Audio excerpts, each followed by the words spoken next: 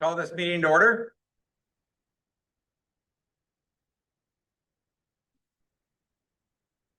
I would like to welcome everybody to the Brussels Arena for our traveling road show. I do not mean that in a derogatory way. We do and have had a history of trying to at least once a year try and move meetings around the municipality to give everybody an opportunity to come and hear what council has to say without having to drive all the way to town hall in Seaford. So welcome. We would like to acknowledge that the land we stand upon today is the traditional territory of the Anishinaabe, the Haudenosaunee, and the Neutral Peoples. Can I get a mover and a seconder for confirmation of the agenda, please? Moved by Councillor Morrison, second by Councillor Deal, that the agenda for the regular meeting of council dated August 11th, 2026 be adopted as circulated. All those in favor? And motion carries. Is there any disclosure of pecuniary interest from any member of council listed on the meeting tonight? Councillor Morris. Accounts payable 6.25. I'm a member of the Finance Club. Okay, thank you for that. Councillor Dahl. Item 15.3, that affects our property. Okay, thank you. If anything else comes up at the time, please notify us. Can I get a mover and a seconder for approval of the previous minutes? Councillor Steffler and the Deputy Mayor, that the council approve the following council meeting minutes as circulated. Those were the regular meeting of July 7th, the public meeting of July 7th, the special meeting of July 28th, and the public meeting on July 28th. Is there any comments or questions about those minutes? Councillor Deal. My name was missed on July 28th. That's it. Okay, thank you for that. Staff made a note of it. All those in favor? And motion carried. We have a consent agenda and there was a large number of items listed on the consent agenda. Are there any items that anybody would like to have pulled at this time? Councillor Chartrand. Yes, I have a few. There was a lot of reading material in this pack, that's for sure. The first one I'd like to support is 6.3, where it talks about the municipal finance office making permanent the 5-year doubling the OCIF fund from 2 million to 4 million. Do I have a seconder for that motion? Deputy Mayor? Any other comments or questions? All those in favor? And motion carries. 6.7, Town of Bruce Mines requesting support from the province for recruitment and retention for healthcare. Do I have a seconder? Councillor Deal? Comments or questions? All those in favor?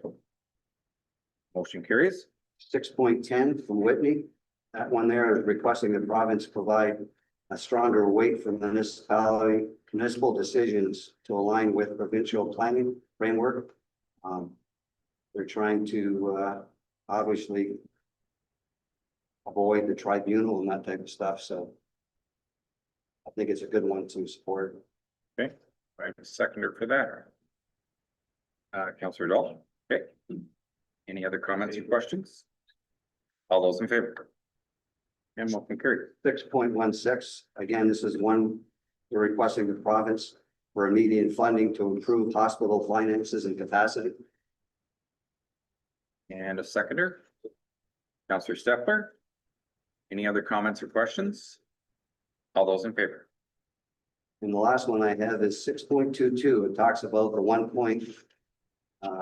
single propane cylinders, requesting the ministry to review the current requirements. This one gets me because if you're going to allow these businesses to sell these and charge the extra fee on them, but not allow people to bring them back for a refund, then they end up in the garbage or at our landfills, and then municipalities got to deal with it. So we definitely should be supporting this one. Do I have a seconder? And Councillor Fisher, thank you. Comments or questions? All those in favor? Motion carries. That was it, Councillor Chartrand? Yes, thank you. Oh, you left a few. Councillor Fisher. Thank you, Mr. Mayor. You have to maybe bear with me. I'm not sure on my numbers. 14. which was the Minister of Municipal Affairs and Housing new framework for developer identified parkland dedication. Could CAO or clerk tell me how that impacts us, please? Yeah, so this amendment was a formalization of the framework for evaluating land offered to municipalities as parkland. So this clarifies the information landowners must provide and how municipalities can refuse unsuitable land and the standards to determine whether the land is appropriate for parkland purposes. Is there anything at all about quantity or suitability is covered? Is there anything about quantity or as pertains to the size of the development in that at all? I don't see a size reference. Okay, No, not in this regulation anyway. okay, and then 17, please.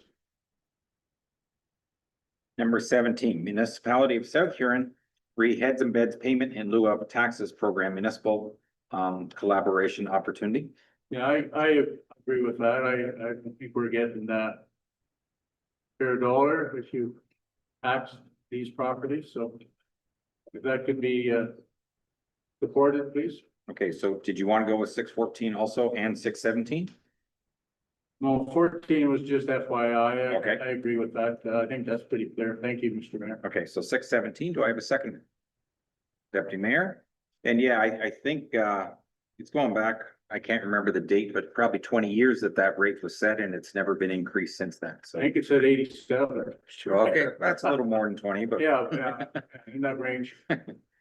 Any other comments or questions? All those in favor? And motion carries. Are there any other items on this list that anybody would like to have brought up and discussed? Deputy Mayor? Thank you, Mr. Mayor. I'd like to, excuse me, pull and support 6.5 from Claire Garrity. It just recognizes Leah Swimmer, is it, from Seaforth? She was named 2026 Star Women in Convenience Award. She led the store to a national win and Shells Make It Shine. Their win was only 1 in 8 from across Canada, so I think we should pull and support that and recognize that. We have a seconder, Councillor Chartrand. Comments or questions? I just have one. How do you want to do the recognition other than the support? I'd like to December. I think you could address that. I'm pretty sure staff will have to write it, but I'd like more than happy to send. Or just something appropriate. I think it should be recognized. Yes, for sure. Okay, all those in favor? And motion carried. Are there any items to still be addressed? Seeing none, can I get a mover and a seconder, please? Moved by Councillor Deal, second by Councillor Chartrand. That the consent agenda items 6.1 to 6.28 be received for information and approved. All those in favor? And motion carries. Thank you. We have a number of delegations here this evening. The first one is Pete Claver, and it's the proposed vacant building bylaw. So I'm Pete, you're welcome to come forward. I'm just gonna give a 1 minute thing here before we get started. For the delegations are to allow you to have time to voice your opinion to the council. This is not the portion of the meeting where council gets in and discusses things amongst ourselves, but council may, at the end of your presentation, have a question for delegate and want clarification. This is coming up later in the meeting, and council will have a full discussion at that point, and the public are more than happy to stay and listen for the full discussion. But I just want you to be clear that this part is so that we can hear everything that you have concerns about or comments. And again, council may ask you a question, but if they don't, we still will get into the discussion later on in the meeting. So welcome, Pete.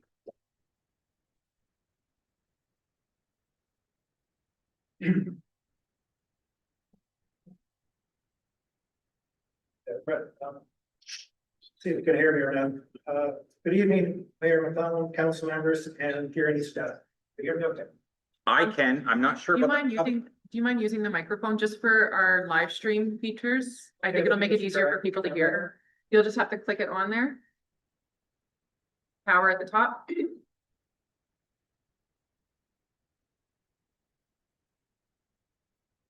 that on? There you go. There we go. Thank you. Okay, My name is Pete Glaber. I'm a property owner on Main Street of Seaport since 1999. I'm here tonight to speak to the proposed vacant building bylaw. So when I first looked at the proposed vacant building bylaw notice that I received on a number of my buildings, I thought, why am I getting this? I have 6 buildings on Main Street, which are essentially apartment buildings with a next to 0 residential vacancy rate. In these buildings, there are also storefronts that I attempt to rent out whenever sensibly possible. Since, as I pointed out in the letter that I sent out, finding a retail tenant is extremely difficult in these days of big box stores and Amazon. So moving on. So initially, I looked at the notification sheet and I thought, well, this shouldn't apply to my buildings. They're maintained and occupied. And I went and picked up a copy of the full version of the proposed bylaw. And I did a little reading. The devil is in the details. So just to be clear, before I start, I have no issue with Huron East wanting to deal with completely vacant derelict buildings. My own understanding of a vacant building agrees with Google's definition. A vacant building is a structure that is entirely empty, lacking both people and personal property or furnishings. It has no active occupants, tenants, or stored contents inside, and typically shows no immediate intent or preparation by an owner to resume use quickly. However, the proposed bylaws definition of a vacant building is what causes a huge problem for me, and I quote the definition in the proposed bylaw as such. So, quote, vacant building means any building that is or appears to be vacant, partially vacant, or unoccupied. And it goes on, or for that by reason of its unfinished or dilapidated condition is open to the elements in a state such that there is no or little control over unauthorized entry. End of quote. I have issue with 2 things here. Number 1, appears to be vacant. That statement is in the eye of the beholder and is highly arguable, subject to interpretation, depending on who is making the assessment. For example, 5 of the properties that I got a notice for, you cannot tell what's inside the building. They're maintained and painted. I've got flower pots out front and I put there. So someone made a decision, but because I didn't have a sign above the door, it must be vacant. The second issue I have is with the partially vacant. So if a partially vacant building is considered vacant, then a big percentage of Main Street, maybe 75% of Seaforth would be considered vacant. There are many stores with viable business on the lower level that have been vacant on the upper level for 40 years or more. Based on the definition of vacant, those buildings too would need to file as vacant building. I question, these property owners get notice of this bylaw. I know I did not get a notice on the buildings that I own, that I have a retail tenant on the lower level. I would worry, I guess, if Huron East has properly sent this to those owners as well, because if the bylaw passes then and follows later with an implementation and fines for the properties that fell through the notice tracks, then when I continue to read through the, sorry, I'm getting ahead of myself here. Okay, so when I continue to read through the rest of the bylaw and all its implications and fees and renewal fees and red tape, not to mention the excessive loss of property rights that is included in the registering of a building as vacant, I come to realize that this bylaw is the equivalent of dropping a nuclear bomb on a housefly when you've got a fly swatter in your hand. The municipality has existing tools to deal with fully vacant delinquent buildings as listed in 4.1 of the bylaw. Item B of this proposed bylaw, the Building Code Act of 1992, the Fire Protection and Prevention Act of 1997, the Property Standard bylaw. In addition to that, Seaforth Main Street has heritage designation, which also regulates what can be done. These tools already give the municipality what it needs to deal with the problem at hand, if that is delinquent, completely vacant buildings. Also,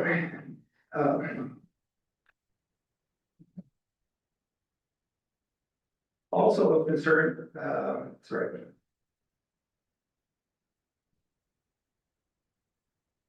Main Street storefronts, we know have an economic development offer, sorry, I'm gonna back up here. Also, concerning vacant buildings, Main Street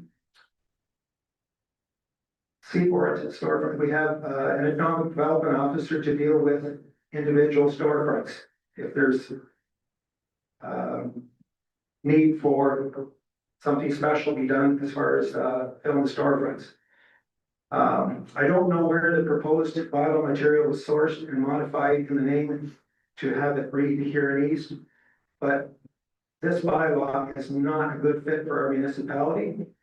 It would give us a disadvantage to the rest of the county, having these handcuffs put on property owners will negatively affect property values. It will put us at a disadvantage in the area. I know I would not choose to buy a building with all of these extra proposed bylaw demands. Furthermore, as a general ratepayer, if this bylaw is passed as proposed, we can expect a tax increase. Since extra staffing will be required just to monitor and enforce this bylaw and all of its stipulations, state monitoring and fines. I remind you, the councilors here, and remind you, there are 6 pages of conditions, requirements, and fines if a person registers their building as vacant. In closing, this proposed vacant building bylaw is a huge insult to any property owner on Main Street that is doing their part to maintain their building and business. It will be an extra expense in fees and taxes to carry it out and will create nothing but ill will and hard feelings. This proposed bylaw is unnecessary, especially in its current form. If it is to proceed, change the definition of vacant. Thank you. Thank you for your presentation. Are there any questions from council at this time? Okay, I don't see any. I do suspect this could be a lengthy discussion when we discuss it later on in this meeting, Pete. I know you had phoned me last night. I even talked to the CAO today, and I think there's some stuff that does need to be massaged, but we'll see what council says, because it's a vote of council at the end of the night to determine whether we go ahead or whether we do make changes or hold off and make changes, whatever the case may be. Councillor Fisher. Thank you, Mr. Mayor. Mr. Claver, please. What would you like as your definition of vacant? Over and above, or not Google, please. Vacant building, as in, it's vacant, top to bottom. Sorry, Pete, can you use the microphone? A vacant building as in it's actually vacant. Going by the extensive rules and regulations. For instance, right now, if I was to say, okay, I've got 7 apartments in my building, but I have an empty storefront, and I register that, yeah, okay, it's gonna cost me $450 to register. It's gonna cost me another $900 every year to renew it. And if you look at all the stipulations, I'm supposed to shut the water off and disconnect the hydro and provide all kinds of other, there's 6 pages of stuff there.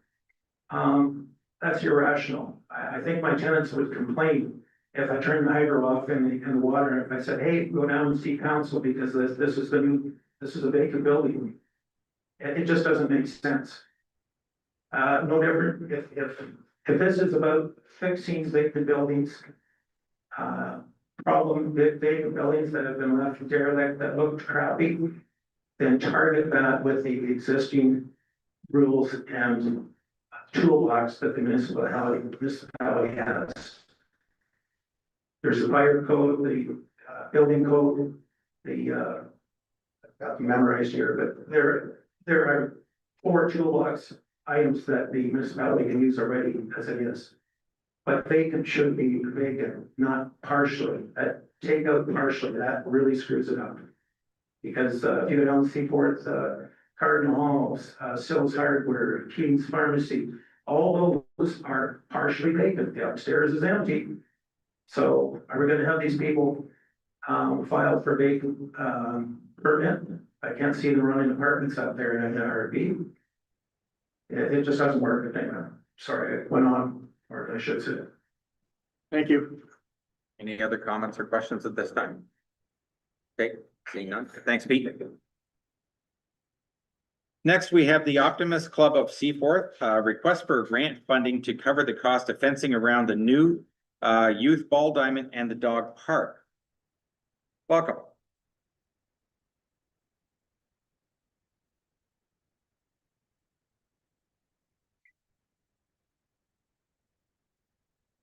It might still be on. Still on. I'd like to thank you for having us here again. As you know, we've put in a new ball diamond, and the kids are pretty keen to get onto it. I have been having meetings with Lisa, and she instructed me to come here and give you a list of donations for the diamond. As far as we have right now, as of August 10th, it's $23,000. That's our money. 12,000 is our money, 11,000 is donated money. And we are looking to put the fence in for the dog park before winter. And get that done. The ball diamond we'll work on next year. On the 17th of October, we're having a fundraising dance at the Agriplex on our ball. And then new fencing for the diamond, that'll be done next year. I talked to Lisa too about the electrical boxes on that post down there have to be changed out. She said that that has been entered into next year's budget. So, and then we were talking about, kids are gonna be using that diamond back there. They're gonna want to use the pitching machine. So we would ourselves get a line put in back there and run a double receptacle outdoor hydro plug-in so the kids can use the pitching machine. And of course, I mentioned to her too that the building needs a new roof on the west side. We'll look at that and look into that next year. But I was also instructed that there was money still left in the grant fund. Yes. And we were gonna ask if we could help some of that. I don't want to interrupt if you still had more. No, we're good. No. Okay. I was already told how much money was left in there, so I just want to know if we can get some right now. Any questions of council at this time? Councillor Chartrand. So do you have a quote, Bob, as to how much it's gonna cost for the fence to separate the dog park and the, No, not set.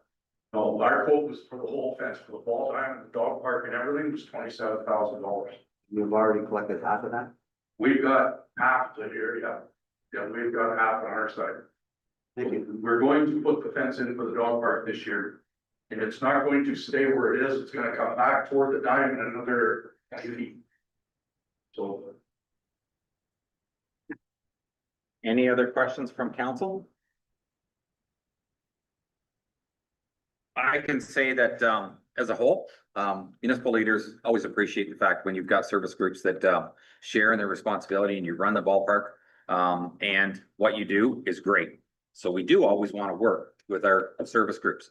I found it a little odd when I read your, paperwork for tonight and it said grant funding, whatever is available.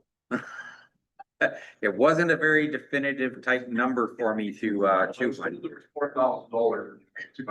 Okay, and it's public information, so whatever staff told you, I'm sure the information is correct, so I can't answer that at this point. No. But this here will have to come forward as a motion, be a discussion of council. This was an opportunity for you to give your point of view and for council, if they had any concerns, to ask questions, so. Yeah, as per our last meeting, said we had 220 kids join line ball this year.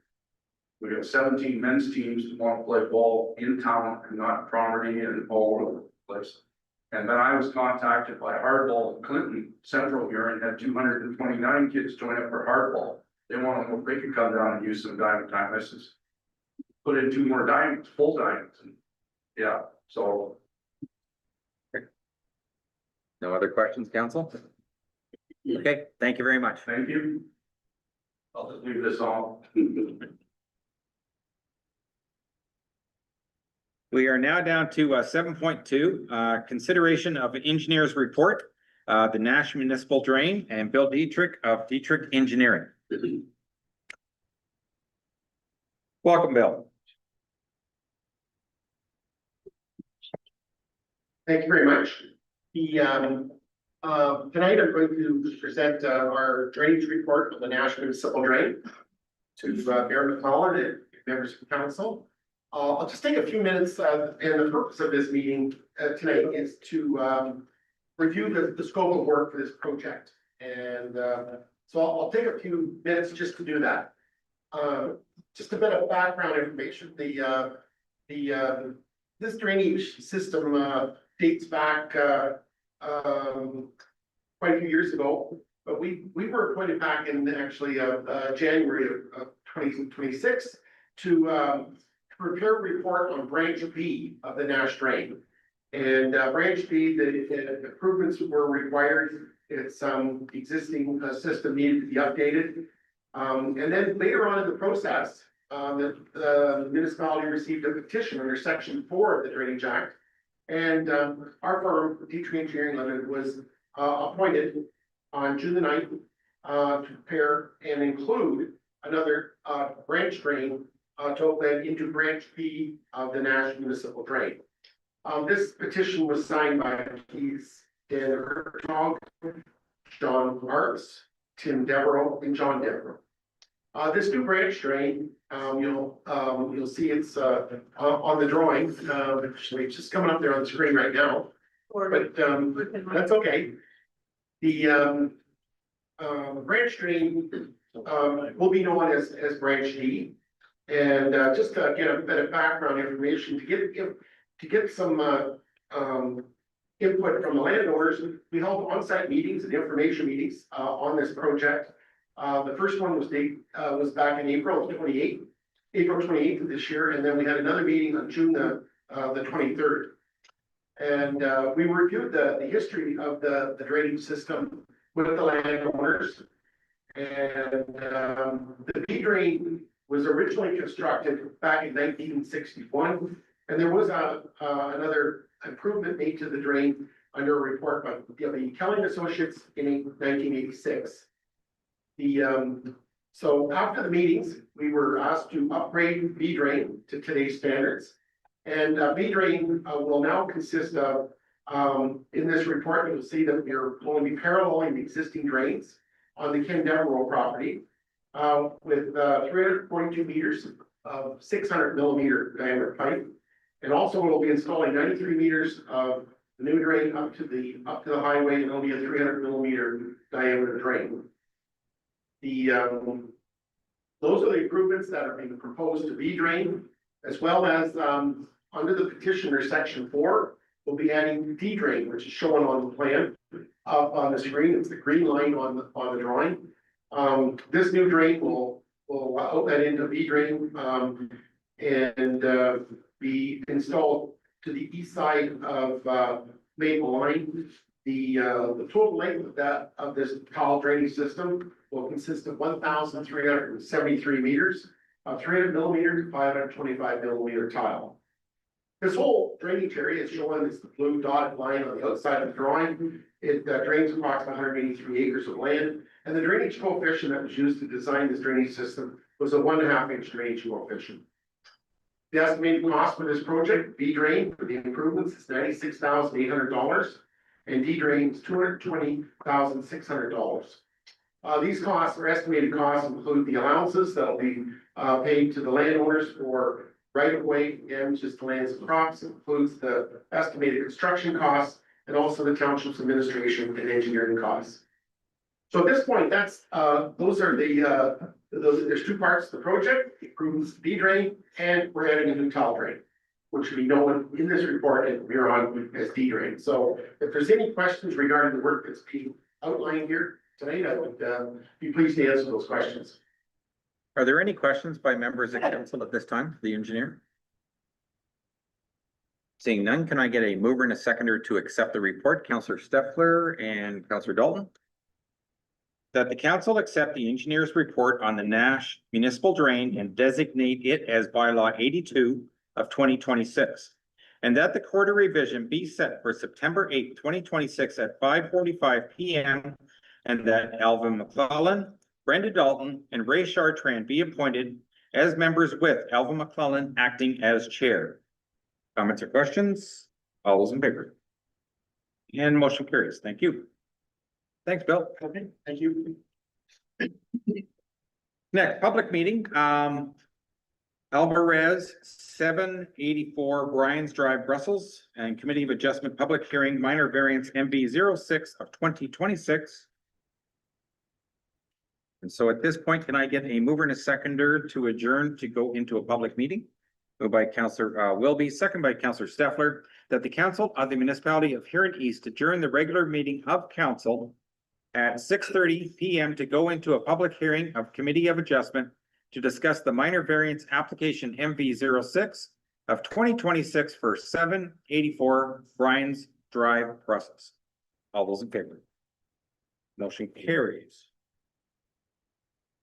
And can I get a mover and a seconder for the agenda for this portion of the meeting? Councillor Chartrand, Councillor Morrison, that the agenda for the public hearing of Committee of Adjustment dated August 11, 2026 be adopted. All those in favor? And motion carries. And I turn this over to our planner. Welcome, Jeff. Thank you, Mr. Mayor, and good evening, everyone. So yeah, thank you have minor variance application MV 06 of 2026. Applicant is Roy, and the location of the property is in the New Brussels Plan subdivision, and the parcel is referred to essentially as Part 8. We'll go through all of those legal descriptions there. Oh, next slide, sorry. Okay, so here are the subject lands. As you can see, they front on to Bryans Drive. Property is zoned R1-47 and is designated residential within our Huron East official plan. So relief from the required rear yard setback of what our bylaw requires to be 8 meters. The request is to have a rear yard setback of 6 meters. The purpose being to provide additional on-site parking for the residential dwellings that are proposed to be built on site. There are no outstanding other zoning provisions that require relief at this time. And it's the rear yard setback that the applicant the rear yard setback is the only provision that the applicant is looking to amend, just to allow for some extra space on site for parking purposes. Next slide, please. So, staff's opinion, it meets the 4 tests under section 45 of the Planning Act. It's minor in nature and appropriate for the subject lands, maintains the intent of our official plan and zoning bylaw. And staff would be supportive of the additional on-site parking for the proposed dwelling units. And as such, recommendation is that council approve minor variance application MV 06 of 2026, reducing that rear yard setback from 8 meters to 6 meters. So I should also mention, I forgot to mention that there have been no comments received and no concerns outlined at this time, but this is a public hearing, so if any are raised, they should be considered prior to council making their recommendation. Thank you. Okay, thanks for that, Jen. Are there any comments or questions from members of council about this property? Councillor Deal. Thank you, Mr. Mayor. To Jen, what will they do with snow or for snow removal? Like, where will they pile the snow? Great question. So they still will need to maintain their open landscape space. So there still will be grass space available on the property. And that's not being reduced as part of this application. So I'd be presuming that it likely would be there for a portion of the driveway that's not being parked on. And if they're unable to do that, then that'd be up to them to make sure that they have space on their own property to park their vehicles. Deputy Mayor. Thank you, Ms. Mayor. Thanks, Jen, for the report. Jen, is there any hydro easement at the back of this property, or am I thinking property on the west side of this same subdivision. I thought we had lots before with a hydro easement at the back of it. Yeah, so that question was definitely asked, and the Director of Public Works had advised at the time of application that there's no hydro easements at the rear of this portion. Thank you. Thanks. Any other questions of council at this time? Seeing none, are there any questions from members of the public about this application? Seeing no questions from members of the public, are there any questions or comments from the applicant themselves? Seeing no response, can I get a mover and a seconder for the motion as it was printed, please? Councillor Fisher, Councillor McGrath, that no agency or public comments were received and that council permit the variance from bylaw 52 of 2206 to, the 2026? 2006. Oh, 2006, okay. There's only one. Okay. MV 06-2026. All those in favor? And motion carries. Can I get a mover and a seconder to adjourn this portion of the meeting? Councillor Wilby, Councillor Deal, that the Committee of Adjustment be adjourned at 6:36 PM. All those in favor? And motion carries. Planning report, Graham Estates, plan of subdivision 40T 26001. Right? I hope so. Oh, good. Oh, no, I'm ready. Sorry. Perfect.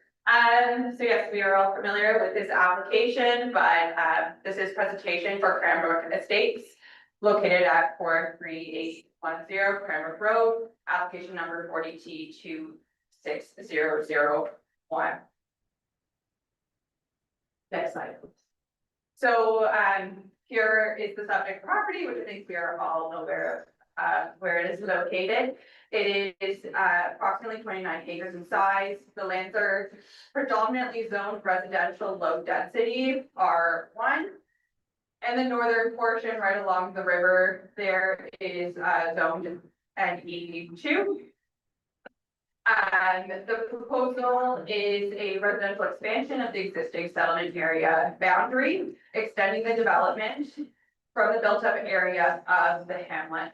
And as we understand, the lands are currently designated for residential development in the Huron East official plan. The surrounding land uses are a mix of existing residential lots and agricultural lands, with the Middle Maitland River corridor to the north. So the proposal, as you can see here, is a 36 single detached residential dwellings, 2 public park blocks, stormwater management block, and the proposal says the development is developed into 2 phases. So phase 1 is proposed to be 13 lots with access from McNabb Line and a temporary stormwater management facility on lot number 8. And phase 2 being 23 residential lots with connection to Cranbrook Road and permanent stormwater management facility to accommodate both phase 1 and phase 2. Sorry, can you just go back, Marty? And yes, the servicing is proposed to go through private wells and private septic systems. Next slide down, sorry, Stacey. Okay, so here's the draft plan of subdivision that has been submitted. It shows the lot fabric, the internal road network, the park blocks, and the stormwater block. The road connection between McNabb Line and Cranbrook Road, which provides a second point of access once phase 2 is completed, shown. The layout is what draft plan approval would confirm in principle. Detailed dimensions and engineering are finalized through the conditions and the subdivision agreement. Next slide. So the phasing plan, just so folks are aware as to what is proposed to happen in phase 1 versus in phase 2. So phasing responds really to servicing and access. Phase 1 will be construction, traffic, and stormwater contained to its specific phase.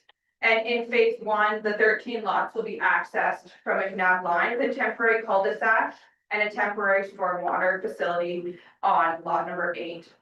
In phase number 2 is proposed in the remaining 23 lots with the connection to Cranbrook Road, the permanent stormwater facility on block number 37, the completion of the internal road network, and the public park bodies being established. The temporary facility on lot number 8 would be decommissioned once the permanent facility in phase 2 is operating, and the public park blocks would be established as part of that phase 2 build out. Timing of phase 2 will depend on market demand, as the conditions require each phase to be fully serviced before the lots are registered. Next slide, please. So, we did planning policy review as required for an application of this nature. The plans have been reviewed against the Ontario Planning Act, the provincial policy statement, the Huron County and the Huron East official plans, our Huron East zoning bylaw, technical studies, peer reviews, agency comments, and public submissions. So key findings from this analysis are that the lands are within the Cranbrook settlement area and are designated for residential growth. This plan would provide an orderly extension of the existing residential community. The lots from our technical studies and review have been determined to be able to accommodate the development with private servicing, so that's private wells and private septic systems. The technical reviews address stormwater, drainage, transportation, parkland, and the environment. Detailed design and detailed engineering is secured through the conditions of draft plan approval and the subdivision agreement, which is to be registered on title. Next slide, please. So summary of our comments received. We've received several public submissions and concerns in regard to this application. Many concerns regarding notice and public participation, questions about how residents were notified and their opportunity to comment. We've received concerns regarding servicing capacity and groundwater protection, whether the aquifer can support 36 new wells and septic systems while not impacting what is currently there. We've received concerns regarding stormwater and drainage, along with traffic and pedestrian safety on both within this new plan and on surrounding roads. We've also received concerns on growth and construction impacts, the rural character of Cranbrook, and the amount and location of parkland and recreation space that is to be provided through this development application. Staff have reviewed each concern with project consultants. We've obtained additional information and commissioned independent peer reviews. Where the reviews identified requirements, those have been carried forward in the draft approval conditions and are required to be met prior to final approval being provided. Next slide, please.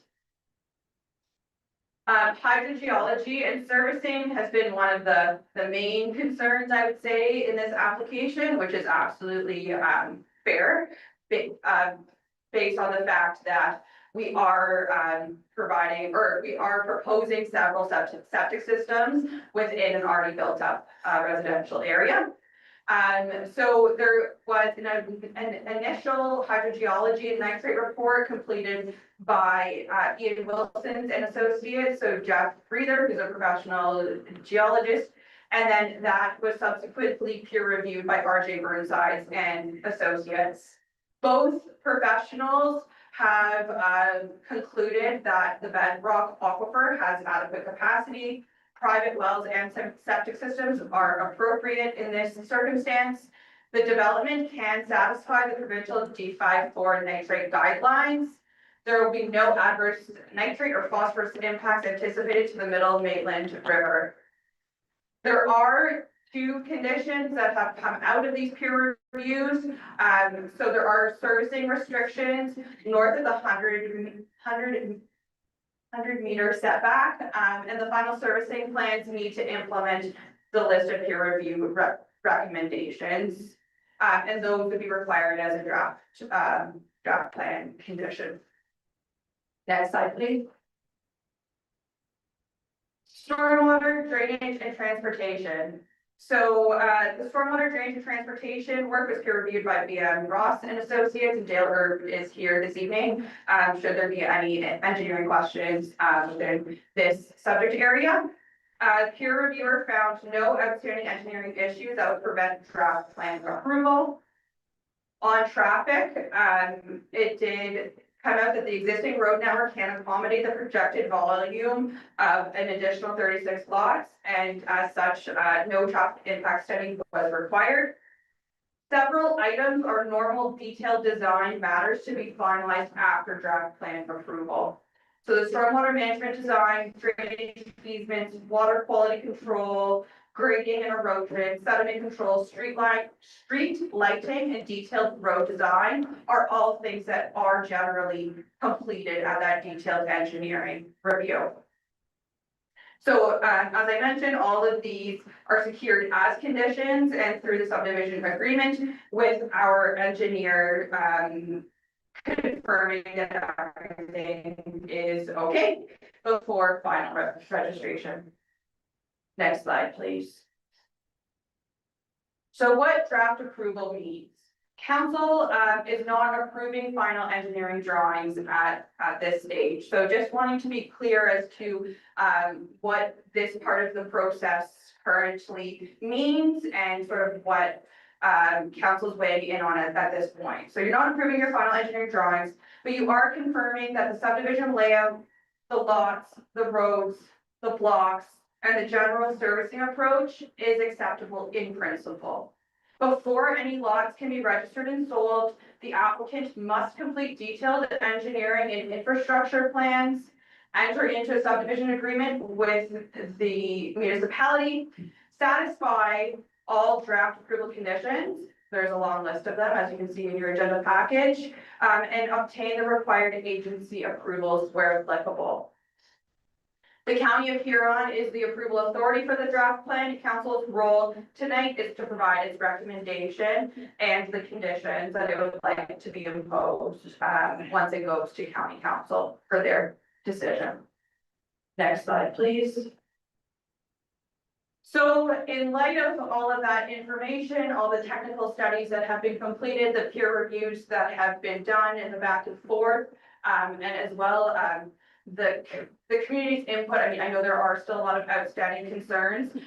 However, staff have done their best to address those concerns where we're able through those draft conditions, trying to respond as well to ensure that folks know what has gone into this process. As it stands right now, from a draft plan approval perspective, staff's opinion is that the application is consistent with the provincial policy statement 2024, conforms to our applicable official plans, complies with the zoning bylaw. The lands are currently all zoned R1. The technical reviews support the development, and the peer reviews support what the original technical reviews found. And then outstanding matters are addressed through conditions and the subdivision agreement, which again is standard for an application type like this. I'm happy to answer any questions, and as I mentioned, the engineer is also here should there be more technical questions that as a planner I'm unable to answer. Thank you. Jen, thank you very much for that presentation. I'm going to ask you a couple things, and I'm just trying to get it into what I'm going to call layman's terms, just to make it clear for everyone. It was a good report. Absolutely no problem there. I want to clarify a couple things. One, I find that when there's a development that is going to happen, council typically could run into one of two kinds of people. Some people, for whatever reason, don't want it to happen, no matter what the circumstance, and they have their own reason for whatever that is, and that's fine. The other side of it is that people have genuine concerns about things that they might write in and ask about, and want to make sure that they are addressed properly because they don't want their community to be negatively affected by things that happen. So with our draft plan here, and I forget, but I think it was like 30 some conditions that have been applied to this. So you've listed just about everything. And what it comes down to is at some point when you're going to go ahead with a project or planning to go ahead with a project, one step has to get done and then another step and so on and so forth. You can't have everybody show up at one day and just put up their hand and whether it's a yes or a no. You do things in stages to make sure that they're all accomplished. So for the draft plan, if council approves the draft plan this evening, how much time frame is there before all those conditions have to be met? I believe that they have 2 years from the date of approval. The date of approval would be the date that that county council makes their decision. Okay, so the bottom line is that if in fact they met all the conditions in 3 months, it could move forward, but they've got up to 2 years to meet all those conditions before they're actually allowed to do anything. That's correct. They also would need to enter into the subdivision agreement with the municipality, and that would outline much of the detailed design and engineering. So that subdivision, entering into the subdivision agreement is part of the conditions. And it's almost like a bunch more conditions. Okay, so when I was reading through the documentation, some people were concerned that if council passed a draft plan, that technically they were out of the loop at that point. And really the public aren't out of the loop at that point. They're out of the loop of a draft plan, but the draft plan is only stating you now have enough permission to go ahead and try and meet all the requirements that it's going to take to actually do the development. You don't have permission to do the development at this point. That's correct. Okay. Are there any other questions of council that you would like to raise for clarification, Councillor Chartrand? Yeah, through you, Mr. Mayor. So you said in phase one, it'd be a temporary stormwater pond. And then another pond in stage two. Would the pond in stage two then be the pond for the whole? There won't be two ponds, there'll be one eventually. That's correct, yes. So once stage 2 is, or phase 2 is developed, the block 37, where the permanent stormwater management facility will be located, will be sized for both phase 1 and phase 2. And once that stormwater facility is up and operational, then the stormwater facility in phase 1 would be decommissioned. That lot would be converted back to a building lot, and all of the stormwater is able to be dealt with through the facility in stage 2 or phase 2. Thank you. Councillor Fisher? Thank you, Mr. Mayor. I have two, if I may, please. Absolutely. The first one, Jen, is to the storm water. When the final system tank, whatever it is built, is that water going to run directly into the river, or is it just absorbed around the tank?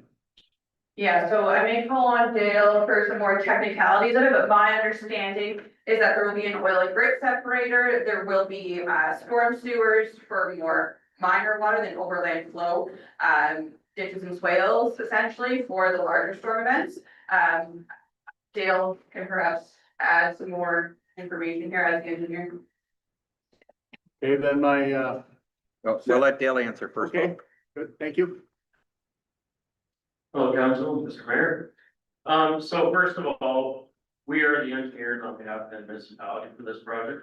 So we've been in this business for 75 years.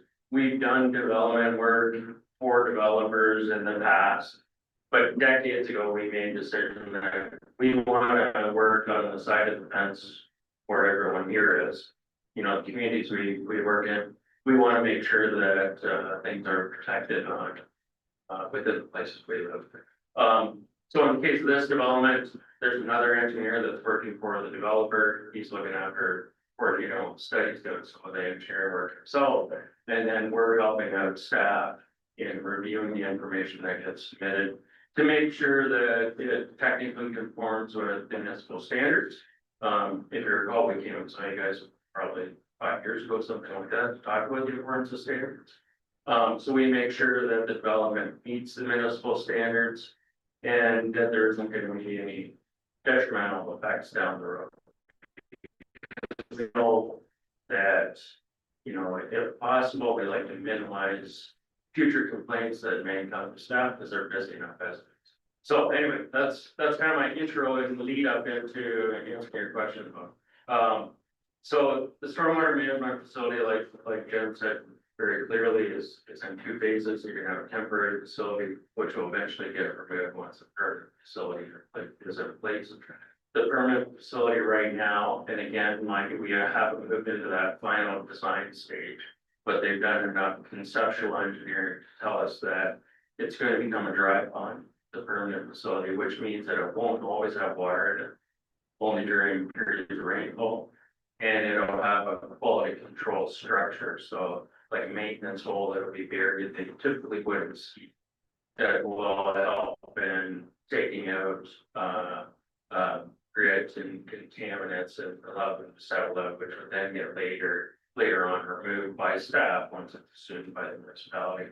The outlet for the facility itself will be within an easement on the west side of the property, which would have been directed. So maybe a long way of answering your question, but gives you some detail. So it's not a 300 millimeter drain directly to the Maitland, it's absorbed and flows that way. It'll be outlet overland, as of right now. Now that could change once we get into detailed design. You might have a piped outlet, but there will always be an overland, component to that as well. But it will be contained within a block areas. It'd be like the overflow on your bathtub, Yeah. kind of. That, okay, thank you. And my, if I may, Mr. Mayor, thank you. Go ahead. I had lengthy discussion this morning with, Jen about wells. And I have even a half hour, 45-minute talk. I still have concerns about 100 wells in that area. And where I get 100 is there's gonna be 30 or 40 existing. And then there was the 17 units that came to us a few years ago, and now we have 36 more, and then more after that. And the ladies were kind enough to explain the hydrologic studies to me, et cetera, et cetera. There's enough water flowing right now to let these 100 wells be safe, be working. But going forward with drought and overusage by a lot of people, I'm very concerned about people's wells being impacted. And I didn't know if in our agreement with the developer, if we could ask for some form of guarantee that if anything happens to existing wells or the new wells 10 years from now, that there could be some form of compensation or remediation for the landowners. I guess my concern with that thought process is, that sounds like if in fact something did happen, who has priority over somebody else? Just because there's new wells being put in, is their ability to draw water less important than someone who already has a house there? Because if you were to build one house, would you put any restrictions on that one person? That if somebody else in the neighborhood had a problem down the road? The problem is, I don't know how you make the argument, and I don't know how you would ever put it in writing that we could put a restriction on somebody for possibly 10 years down the road. I think unfortunately, those people that wear the black robes are the only ones that could make a decision on something like that if in fact it came about. Because for something to happen to the aquifer, there's no guarantee that it's even these wells that are doing it. It could be something up the road that did it, Or are we gonna put a restriction on everybody that does any work around Cranbrook? I understand that you're trying to give protection to the neighborhood that is there. I just don't know how we could ever write something out, or legally if we have the ability to write something. And that's my concern, Mr. I could not figure a way, that's why I'm bringing it up. But it just seems a really large number of wells for a small acreage. That's. And again, with climate change and droughts, et cetera, who knows what's gonna happen going down the road. Councillor Stepp. Thank you, again for Jen, Sean. In one of the letters, the concern was for the traffic impact study, and we didn't feel that there would be a need to the growth to have that. I would like to at least see some focus on that. If we're bringing in that many new families, that much more traffic into it, that we do have something to fall back on as opposed to we didn't think we needed it. There's potentially a lot of change to the optics of the neighborhood and the safety of the individuals. Well, this is maybe why you speak to what the. Yeah, sure, so, either McNabb or Cranbrook Road, there's more than 300 vehicles a day. When you talk about traffic impact studies, you're looking for, does this road need a turning lane? Does it need a traffic light? That sort of, change in the roadway, that would be above and beyond what you currently have. Just this development isn't large enough to cause those changes, right? That's something that you would see at more of a major intersection where you have much more traffic. The two rural roads that we have, aren't going to hit a volume that would want to require a turning lane or signalized intersections. So, thank you, that totally makes sense, and this, my concern again would be. School buses, stops and starts coming in off or Cranbrook. That would be more traffic off of the two main roads into the suburban, that you're saying doesn't impact. That's right. Volume just doesn't call for the stuff. That's correct, and the thing would be, even if the traffic volume did increase, which it may, like that would make sense. It wouldn't cause, the construction of a device that would affect that traffic, right? So if traffic increased slightly and the bus company felt it was too busy in this location, they would change their pickup location. Or they would alter it to make it safer and that would better. To put that onus on a developer to like do a traffic impact study that staff knows for certain isn't going to make any difference, isn't a smart use of resources. When we have a lot of other legitimate concerns. Thank you. Concern. Councillor McGrath. In regards to the well situation, I think not 100% sure. I think there's some unwritten law somewhere that if you drill a well or if you affect the neighbor's well, you are liable for it. And so if you build a well beside you and your well was drier. I'm not 100% sure, but I know when I worked for Hoppers, when we drove the wells at Seaboard, we had to run around and monitor the depths of the wells 3 times a day as they were pumping it to make sure that it wasn't drawing things down. Now, I don't know what the rule was, but we had to monitor those wells to make sure we're not, these wells were Harper Haven. So we had to monitor, make sure that we weren't sucking somebody's well dry to. And, oh, go ahead, Deputy Mayor. Thank you, Mr. Mayor. Through you to Jen or possibly Dale. I think that this might be Dale's question to answer if possible. Could you expand upon that 100-meter setback a little bit more? When I read through it, I think I have to understand it, but I'd like to hear from you how that all came about. Different kind of land or something, but yes, could you do that, please? I can, but I can't give you a good answer. That work was completed by Jeff Brennan, who's a professional hydrogeologist. PM Ross doesn't have hydrogeologists on staff, but I can confirm that his report has been reviewed by another professional, if not a couple. Yeah, go ahead. Through you again to Jen. Jen, what size is the average lot in this development here? Between a half acre and greater. I had it written down, but I've written down so many notes that I don't know what to do with it. So lots in phase one range from 0.5 acres to 0.6 acres. That's 2,100 square meters to 2,500 square meters. And in phase two, they range from 2,350 square meters to 4,550 square meters. So that's 0.58 to 1.12 acres. And thus.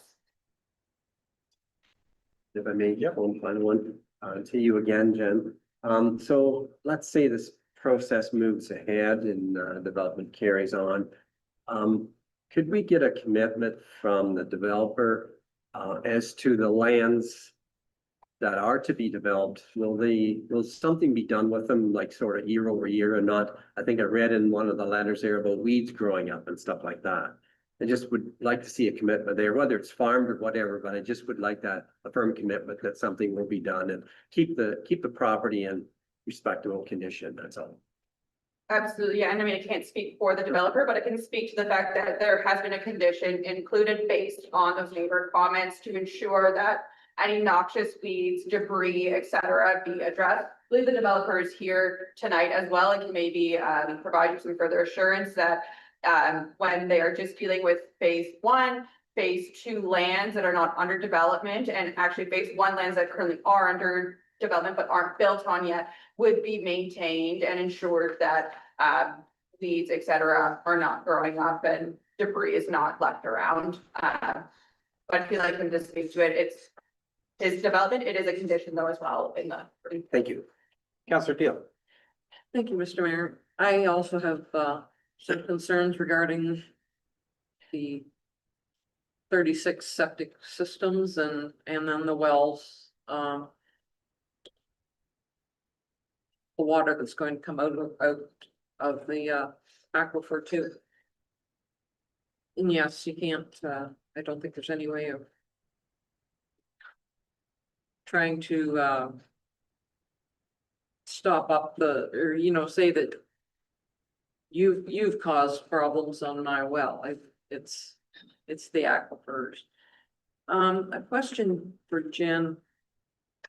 Is there any size limitations or like stories, so to speak, to the sizing of the homes and stuff? Yeah, so the land is zoned R1. Within the R1 zone, privately serviced lots such as these ones can only contain a single detached dwelling. There is lot coverage requirements. There are open landscape space requirements that all would be need to be met. So for example, 30%, I don't remember the number off the top of my head in the R1 zone, but there are percentages of how much open space needs to be left, that there can only be one single detached dwelling. We don't have, I don't believe there's a maximum floor area of the dwelling itself, but there are those maximum lot coverage percentages to ensure that there's enough permeable land for a septic and well perspective. And some of the documents also spoke to raised beds. Guess that's maybe more of a question for the other Jen. How do they, like, is that? Like, do they actually raise the lot levels or is it just in the way the beds are set up? Well, for instance, in Ken Line, a lot of the lots got raised, because it's quite low in there. But with any building permit or septic permit application, in order to gain approval, you have to submit a soils report for the water table depth. which we included in all the studies they've done with their stuff, so we could easily obtain. And that tells me how deep the seasonally elevated water table comes up. And Jeff Rather did the reports, is very good at that. Provides me most of my reports. I have to ensure that they're going to maintain 900 millimeters above the seasonally elevated water table, meaning not the water table in August, yet the water table in, the spring when I have high water and it's come up, and it's because we have clay, the water level can come up very high, and I don't want any contamination to the water table for the septic system. So that water has to go through 900 millimeters of sand basically before it reaches that water table to be considered clean. So some of the beds could be raised. It depends on the grading at the time, but that would definitely be looked at time of building permit issuance. Yeah, so worrying about the contamination to the water table, it's probably not an issue because all of that's going to take into account at the time of septic permits. Thank you. Councilor McGrath. Jen, there's that one time they made a rule here in county meeting that you had to have enough to put in a second leaper system if the first one failed on the lot size. Are these lots, are they big enough to accommodate that issue? They got rid of that rule, I believe, Did they? against mine. Wasn't my, the problem with that is we were leaving the additional land for an additional septic system. And people were using it for pools and additional residential, like, accessory buildings, stuff like that. So a lot of times the area wasn't being used for the additional septic system anyway, So they scrap it. basically. But the lots are, from a septic perspective, all sized based on a class 4 conventional septic system. You're not permitted in Huron County to size your lot based on a tertiary or treatment system, which would have a much smaller footprint. So you could use those as approved under the building code at the time of building permit, but for the purposes of lot sizing, all lots need to be sized based on a conventional class 4 septic system. Questions? I had one other one. I'm not sure this is for Jen. 30 years of doing this, I've never seen where the developer gave us 2 lots for parkland because of the cost of lots. It was always cheaper to pay the 500 or 750 or whatever to the municipality. Is that something that's just at this stage? Or is that the anticipated thing, is that there will be 2 lots for parkland at the end of the day when it's all said and done? Yeah, so for phase 1, the proposal is cash in lieu of parkland, which is standard under the Planning Act. For phase 2, it will be those 2 lots. I think the difference here is if there were to ever be any residential expansion that would require a road to go through the 1 lot, there would still be the other lot, and there would be supplementary cash in lieu of parkland to accommodate the loss of that parkland. But I think you'll see in your recreational master plan that is currently, I understand, in the works.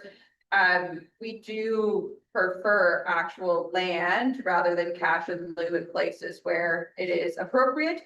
However, where cash in lieu is what makes the most sense, then that is what is provided. Staff also are working on a cash in lieu of parkland policy as well, so that it will be standardized across the municipality. Okay, then I just have one follow-up question for that, is that if we have 2 lots, which is great, we do want parkland in populated neighborhoods. Is it the municipality that goes out every week and cuts the grass, and who puts in the equipment for the park?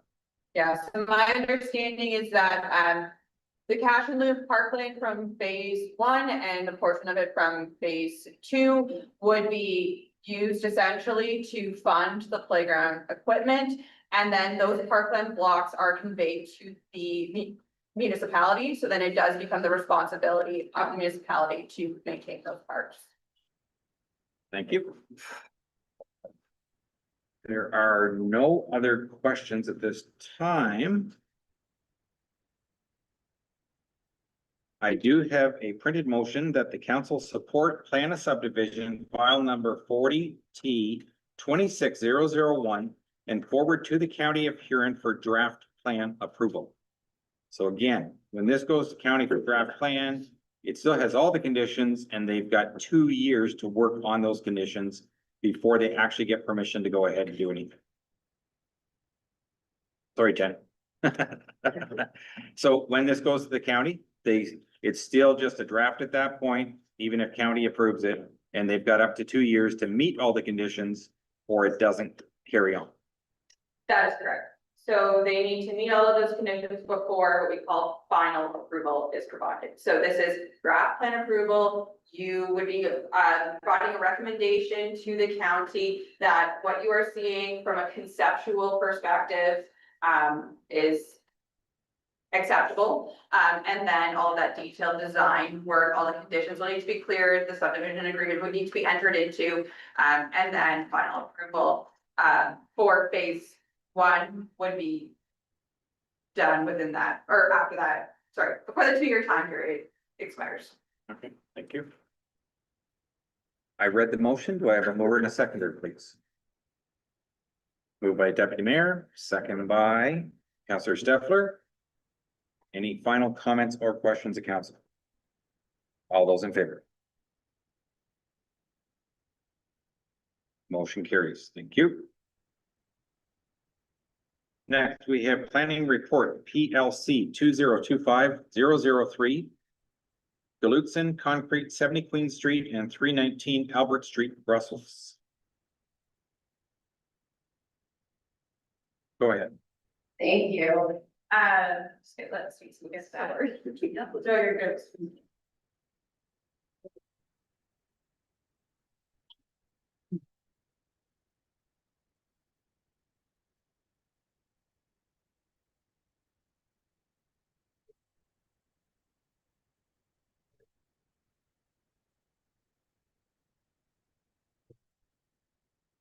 Okay, so thank you. Yes, our next application is part lot control bylaw 03 of 2025.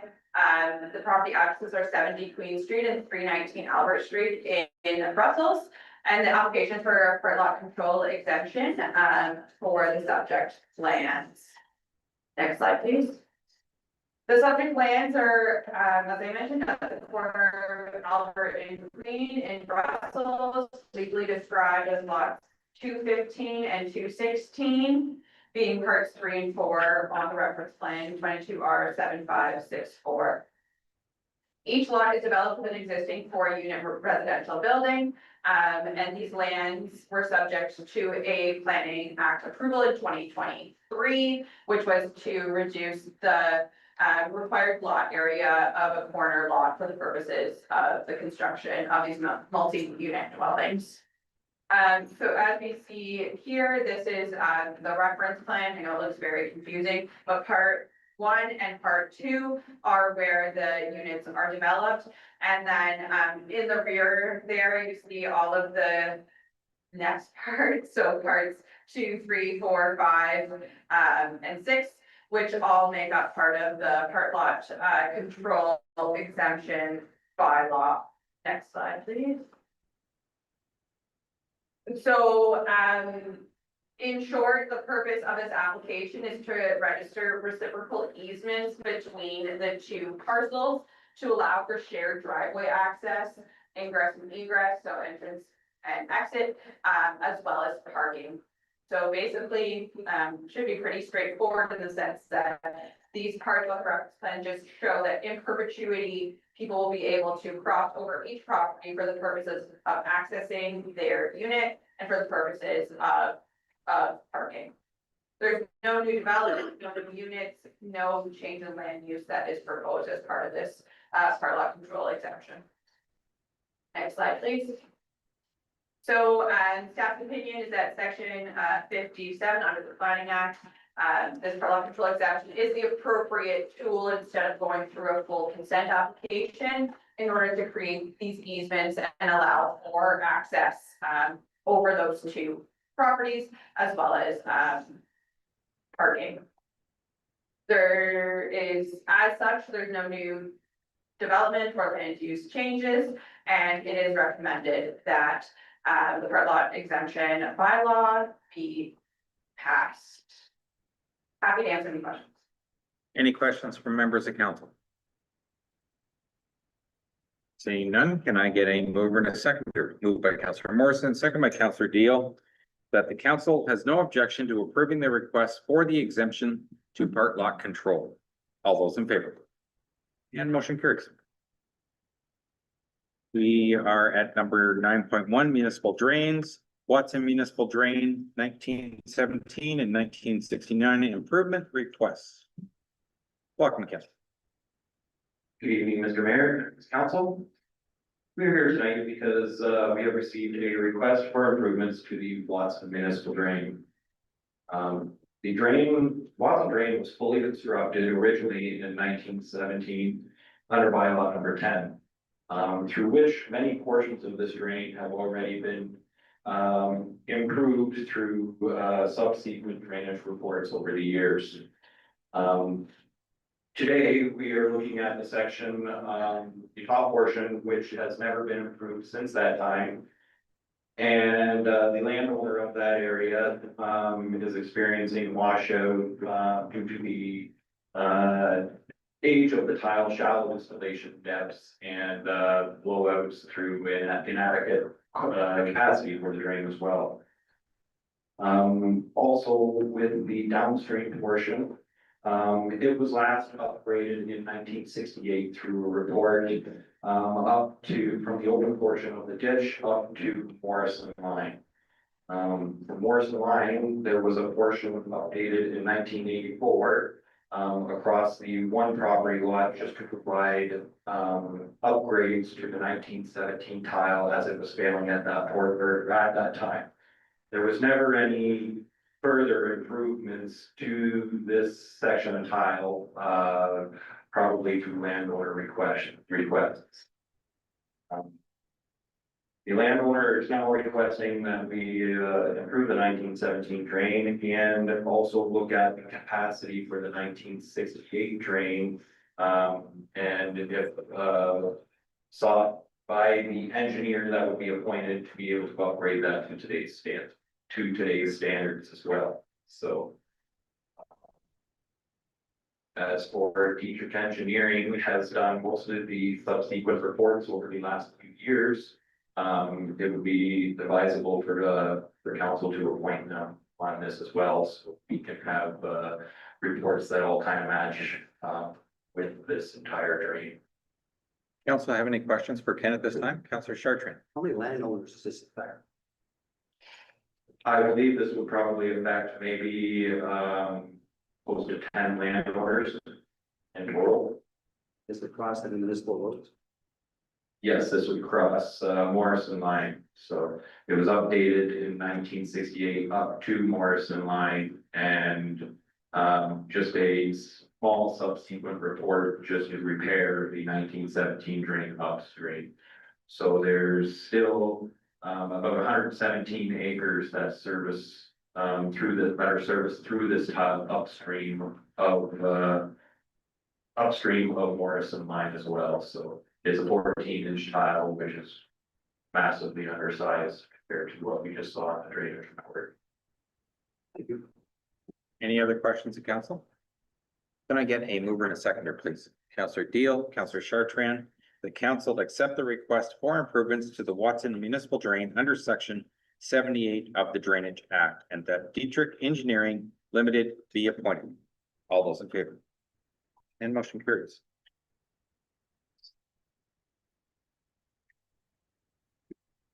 Done. So we're going to number 10, reports and recommendations of municipal officers. And the first one, vacant building bylaw follow-up. Want me to start? Somebody has to. So just to follow up from our last meeting, some comments or concerns, expressions that we received, so we put it all into a report. Ultimately, looking for staff direction on if we need further investigation, further exploration, or if the wording of the bylaw is suitable as it is. I do have Jenny here as well to help answer any technical questions. Some things that probably came up since our last meeting, one was the liability and insurance. We did reach out to our insurance provider, just noting that common practice, good standard to have insurance clauses based, especially with a vacant building, just to kind of prevent or protect the property owner in terms of liability, potential damage to the building and whatnot. The question of utilities was raised and valid. We did do some research, and I think the way the wording is that it's, that utilities would be shut off if we're concerned about the safety of the building or the security is where that would come into play. We could see how shutting off hydro would be the bigger concern, or gas, and that can kind of be reviewed on a case by case basis. So I'm thinking more long-term, completely vacant buildings is where something would apply.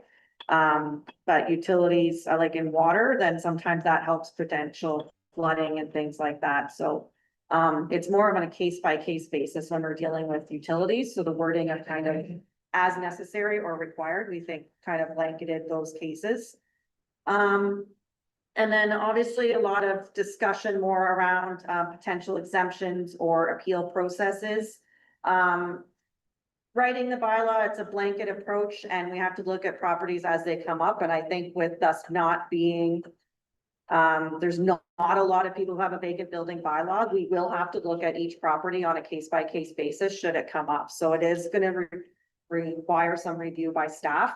That's why we have our subject matter experts within the building department that would be reviewing. And it may involve an inspection, but people are welcome to submit an exemption on why they feel their property would not apply to the bylaw. We are using our citywide program already in terms of tracking these. So it's not additional workload on staff. It's a program we already have that we can utilize. And then appeal process. So should still a property owner feel like they're dissatisfied with the direction that staff have provided in terms of an exemption, they have the ability to appear before council. If that were to happen, I would recommend staff kind of have a corresponding report to kind of outline the history and background and the reasoning as to why an exemption was denied. I'm going to say approved, but I doubt somebody's going to appeal approval for the exemption. So, that's kind of the basis that we've left it off now for council consideration. Okay, so just before we get going, I want the public to be aware of the fact that staff didn't come up with this idea and bring it to council. Council actually asked for something for vacant buildings. And I'm going to suggest it was probably Main Street of Brussels that was the first initiator to get it going. And we're well aware of the fact that ratepayers that live in Brussels are not happy with some of the buildings that are on Main Street. And it's not that they necessarily look derelict from the outside, but the problem is that we have what are referred to as absentee landlords that bought the buildings for whatever reason, but don't seem to be doing anything with them, and it technically kills the downtown core. So it is a problem, and that's the problem that council was hoping to address. The CAO has responded to some of the things that have been discussed. I happen to agree with the presenter earlier tonight as far as the partially vacant, how that could be a problem. And the fact, I understand that we wanted there to be a penalty for someone that bought a building and then did absolutely nothing with it. And we've even heard of buildings on Main Street in town here that were offered to be purchased and the person didn't even want to sell because for whatever reason, it was financially better for them to own a building that they were doing nothing with. So council's hands are tied a little bit, and the four options that were listed tonight do not allow council to actually address those individual buildings because the buildings aren't necessarily derelict. There's no fire code violations. So when you start to look at those other things, we didn't have something that had teeth that we could go in and say, this is not acceptable. We need to change the way it happens. Having said that, I'm still not convinced our wording is 100% correct. The intent is there, but I find it a little awkward when I have to pay $450 to register the fact that I've got a building that for whatever reason, I can't fill it right now, whether it's because I just can't find someone that wants to rent it or whatever the reason is. But to have to pay $450 to register it and then an extra $900 every year after that, when I may not be able to rent the building out. So those are concerns that I have. But I still believe the idea behind finding a way that council has some teeth to deal with these absentee landlords is an important thing that we should carry on doing. So I'm gonna open it up to the rest of the floor at this point for comments that you have. I'll go to Councillor Chartrand first. Yeah, I have a problem too with the wording vacant as Pete had mentioned in his. If the building has residents upstairs, is that vacant? Are we trying to accomplish the storefronts down below to get full? I'm not sure what we're trying to accomplish here. I believe the original intent was to address the empty storefronts and commercial spaces, which is why this bylaw is directed at And that commercial. was my understanding too. So should it clearly say commercial buildings, not just vacant building? The It wording. does say it only applies to commercial, and that's why partially vacant is in there to point out the fact that there are some residential spaces in dual zoned buildings, so it's saying that the residential would not apply when we're looking at it as a vacant building. So that partially vacant is to say what we're looking at is the building as a whole could be used, but the space that we're looking at is vacant. Because we have some buildings on our main street that are totally vacant up and down. Mhm. And a lot of them do have residents up above, but are empty down below.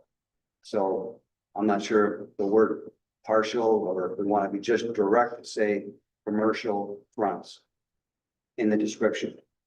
And leave the word partial out of it altogether. It's more defined as to what we're trying to accomplish. And that's the only thing that I have. Look in the definitions of the bylaw, it indicates in vacant buildings, there's exceptions to what doesn't apply. And residences for residential occupancy is in there as doesn't apply to this bylaw. So that's where you get the commercial and industrial. And it also indicates in the building definition that it applies to, building is defined as commercial and industrial. So it's strictly commercial and industrial. And for storefronts, it has no application to residential. Yeah. But yet we've listed it as partial.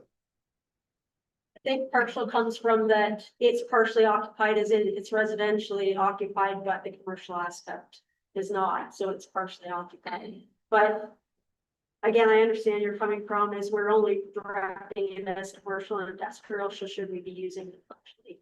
Yes, Exactly. that could definitely look that. Councillor Fisher. Thank you, Mr. Mayor. This is the second time this term you and I have agreed. It's pretty good. I don't like the 450 and I like the 900 even less. I understand having a bit of a stick. But I would like to see those numbers changed and the wording tweaked, as Ray and Jen just mentioned. So I would ask to defer this tonight and ask staff to revisit the amount of money and the partial and vacant, and somehow come up with a more concise wording. And no, I don't have any ideas. Thank you. Okay, and it's a fair request, and in all fairness, I don't get the impression from staff that they're hell-bent, pardon my French, that tonight it has to pass. Again, we as council asked them to come back with something. This is what they have at the moment. And if we have suggestions of things that we would like to see changed, I don't think you're gonna get any pushback, but at the end of the day, there's no sense in writing a bylaw if it doesn't have some teeth to accomplish what we're trying to accomplish. So somehow we have to have a balance between those two items, but I don't think there's any concern about the fact that we delay it a little bit longer. But if we're gonna delay it, we also need to work with staff to give them some recommendations of things that we think can help solve the problem. Councillor Stefan. Yeah, I'd agree with Councillor Fisher, deferring and tweaking, you say. But as council, what are we trying to accomplish? We're trying to accomplish, I think, what you said, Mayor, of the absentee landlord in town and a couple in C4s where, you know, they're just there. And I don't think $450 is gonna change what we're trying to accomplish. That's just a check and keep it going. So that's why I would like to defer. Mr. Kleiber, who he does have a lot of properties and he does, you know, the commercial hotels, everything, does provide occupancy. So tarring those two situations with the exact same result, I think is counterproductive. But we do have a big issue and it's not always on our main street, like out Highway 8 in the old Hartford building where prime industrial land that leads right to our, you know, our Highway 8 project right now. That's a big problem for some folk. We've tried numerous times trying to get it and that building's just rotting or getting police interactions. So it's not helping. So, you know, do you think $450 or $900 is going to change the owners of that? Probably not. So I do agree that we could defer, but we really do have to help staff direct what our goals and objectives are for this project. Councilor Chartrand. The problem with having the fine or the cost too low, the person will just pay it and keep it empty. So you have to have that line somewhere where it's gonna push them to try and get it filled. So, And part of the problem that we'll run into is when you've got a set fee, the problem is what if one facility is 1,000 square feet, and the other one's 5,000 square feet? So should it be equated to the overall size of the facility or, you know, the taxes itself? Like the bottom line is the bigger the property, is it causing more of a problem? I don't know. we don't have that on Main Street. They're pretty well all. Maybe the case, but let's not narrow the scope of a bylaw that is intended to accomplish something so that it only fits one area of the municipality. Like the bylaw has to be for all of Huron East. So we need to set it up as such. Any other suggestion? No? Is there another one? Bob, make a motion. Bob? Yeah, I would make a motion to defer. Okay. Commissioner. Along with the deferral, we need a couple of things. When and how are we going to convey to staff what we might consider to be reasonable things to discuss as alternatives to the bylaw, the way it's written right now? And when are we going? We've given them a few ideas already for wording. In fairness, staff are taking notes of things that we have concerns about. But we didn't tell them what we'd like it to be. We just said what we didn't like. There's a big difference. There really is. So they come back with their recommendations to what we said, right? Well, if you're looking You for won't get much of a report. for a specific thing, like I said, we should take out the word partially. Period. Deal with the commercial. Resident or a commercial industrial. Make the clean sweep. Councilor Stefan. I truly believe that we are all looking at commercial and I guess industrial. And how the staff want to differentiate that. But truly, we do have vacant issues that we need to address. So residential doesn't seem to be our problem. There are stores above that, you know, Main Street stores that do have it. We do have people living in commercial spaces that are not allowed to do that as well. So I maybe get a couple counselors or somebody that could help staff. I don't know, but we have, I think in fairness to our residential piece, that we do have a lot of joining buildings together that we have to remove that. So how that happens, I don't know. Well, if we want to go ahead with something, we should have some sort of time frame that we're going to put comments in. Now, whether you get comments from members of the public or whether you come up with them on your own, it doesn't matter. But I think the comments should be into staff by first meeting we have in September. And in the second meeting of September, we should bring it back at that point with whatever the suggested changes are for another discussion to see if we've got it or if we're getting close. Is that acceptable to everybody? So that's a month. for staff or for council to gather whatever information, to get it to staff by that time, and then our meeting 2 weeks after that, we can review it again. Is that okay with council? I like Is that okay with the mover? Is that okay with staff? Yes. Yes. Yes. Okay, I was thinking more October, Mr. Mayor, but I guess the consensus is a month, I can live with that. I think the biggest onus is on here, on us, Counselor Fisher. Yeah. That we are the ones trying to come up with something that we're comfortable with, to put in the bylaw. The reason staff have 2 weeks after that is they're the ones just making sure that we're meeting all rules and regulations and we're allowed to do what we're asking to do. And if they need more time, it's amenable or whatever, malleable, yeah. Okay, Counselor McGrath. At the end of the day, what we're trying to do. Right, we've got some buildings that are sitting totally empty. The tenants want to do zero with available for storage or whatever the case may be on the main street. Right, we've got someone's one to see for it that I know we addressed some of the problems there where we had to force our way in and source those repairs and issues because they do affect the building just no matter how you look at it, it goes down there. Yeah.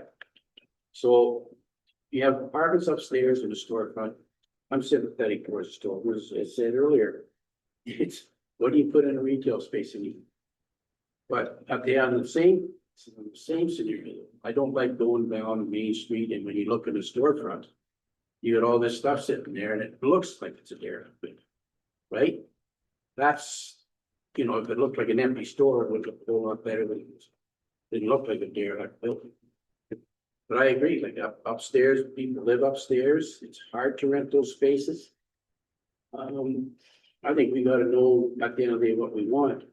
Maybe you just not pick, maybe you put rules against those buildings that are totally empty. And where there's no responsibility. I don't know how you do that without encompassing every building on your main street. Because we know that we had Seaboard at that, you know, right, over and over and over again. We just had all kinds of problems with that particular building, and it's still totally empty. To me, that's a building you should be able to say, okay, well, that's a total commercial building, empty, nothing's being done about it. It's been fixed up, but it's gonna just go downhill again. So, I don't know. I agree with David, but at the end of the day, we gotta know what direction we're heading at the end of the day to cure this problem. And money isn't the issue. If somebody does not want to rent their building to use it for anything other than storage on the main street, what are you gonna do about it? Counselor Chartrand. When you talk about the size of the building or the rate, maybe there should be a different rate for a building that is totally vacant versus one that's got residents upstairs but vacant downstairs. Because we do have 2 or 3 buildings, as Larry said, currently right now, that are completely vacant and derelict that we've been trying to get fixed for years. There's 2 side by each down there. I mean, you would think their rate should be higher than a person that's keeping their building up that has residents upstairs, but unfortunately can't rent the downstairs right now. So maybe that's an idea of different rates for the severity of the condition. Deputy Mayor. And thank you, Mr. Mayor. And maybe Larry's onto something there. Like maybe we're asking for too much. We're trying to find the right equation to tax somebody or to bill somebody or penalize somebody.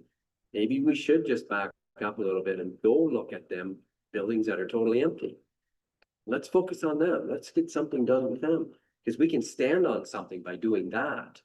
It's just when we get into partial occupancy and stuff like that, it makes it kind of tough. It's certainly probably a lot easier to write a bylaw to a building that's completely empty. Well, someplace to start. See what it is.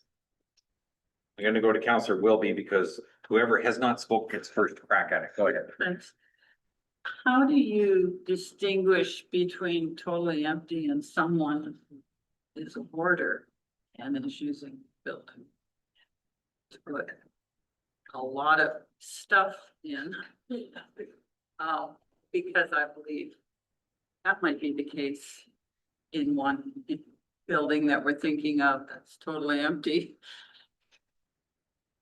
Yeah,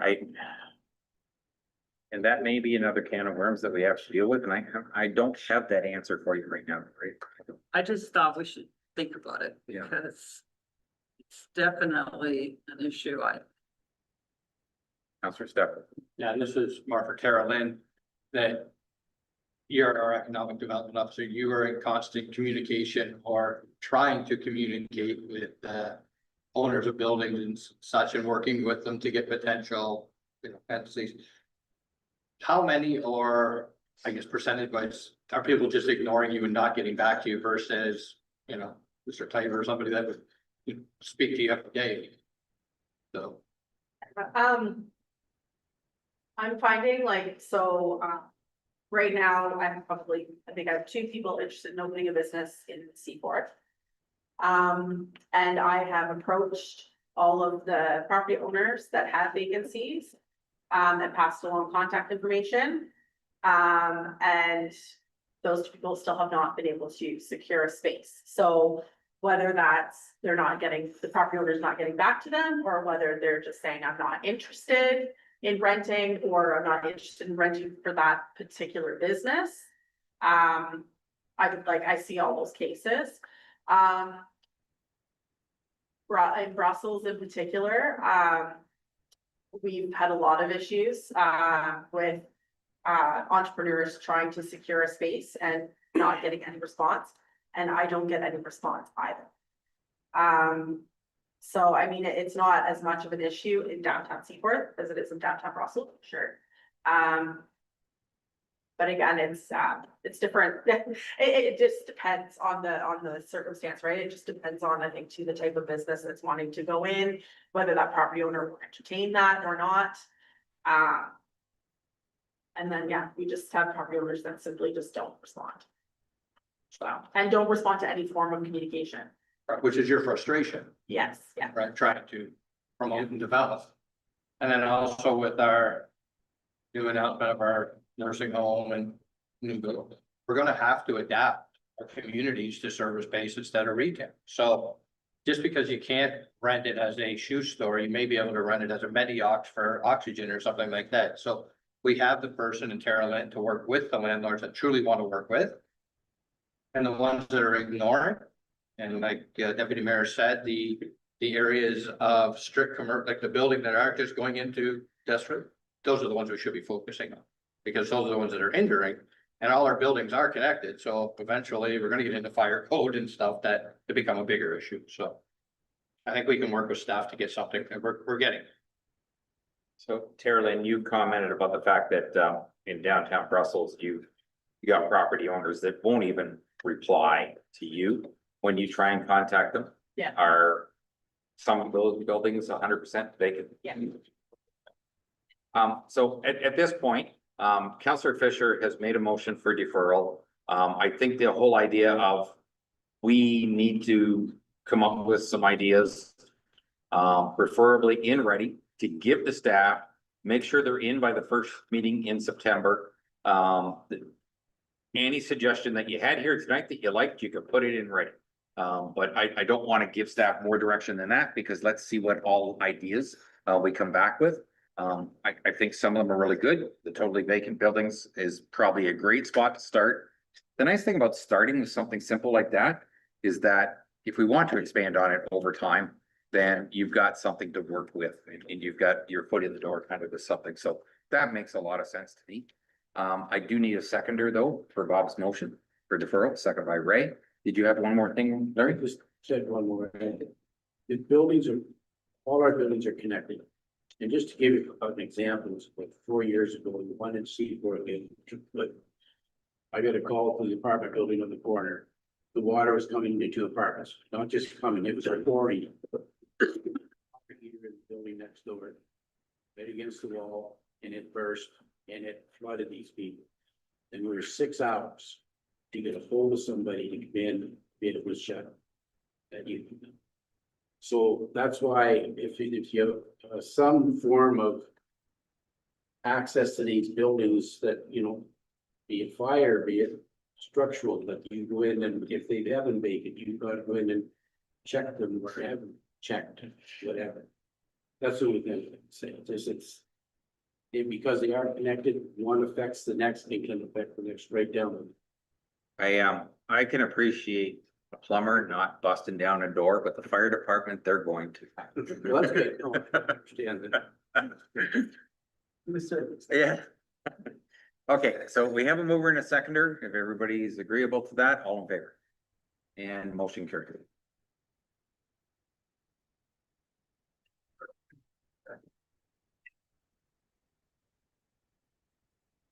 And next we have 12.2, the Ready Program Letter of Support. Can I get a mover and a seconder, please?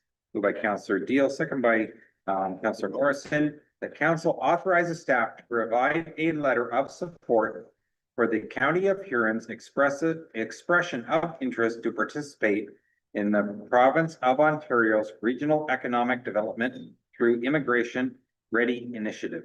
All those in favor? Mr. Mayor, what is that? Well, I thought the red was always the Rural Economic Development Initiative. Is that what it is, Terlin? Yeah, so we used to have the Rural Economic Development Fund, which was red. That is now called ROD, so that's now Rural Ontario Development. This is a different program through a different ministry. So the Ministry of Labor, Immigration Training and Skills Development is who has the READY program. So this is to do with immigration. And they are requesting that the County of Huron get letters of support from their lower tier municipalities to apply to this program. So this facilitates employers bringing in offshore employees? Yeah, so this program will support temporary foreign workers to apply for permanent residency with the employer's support. So the individual has to have either a full-time job or an offer of a job to be able to fall under this program. And this program is to basically provide support to the employers to help that individual gain permanent residency. It was very confusing when I was learning all of this as well, because there's many, many different programs and there's many, many different types of worker permits. But this, right now, there seems to be kind of a gap in that assistance to the employer to help them basically help the immigrant become a permanent citizen. So right now, I did get some stats. So there's currently 127 temporary foreign work permits issued in Huron East in the year 2025. And they were in agriculture, dentistry, farm machinery, and harvesting sectors. So this program would target those 127 individuals. And of those, it would be individuals that would meet all the requirements to become a permanent citizen. These aren't seasonal jobs, these are permanent, full-time. These are full-time jobs, yes, yeah. The amount of paperwork the employers have to go through, Bob, is outrageous. Yeah.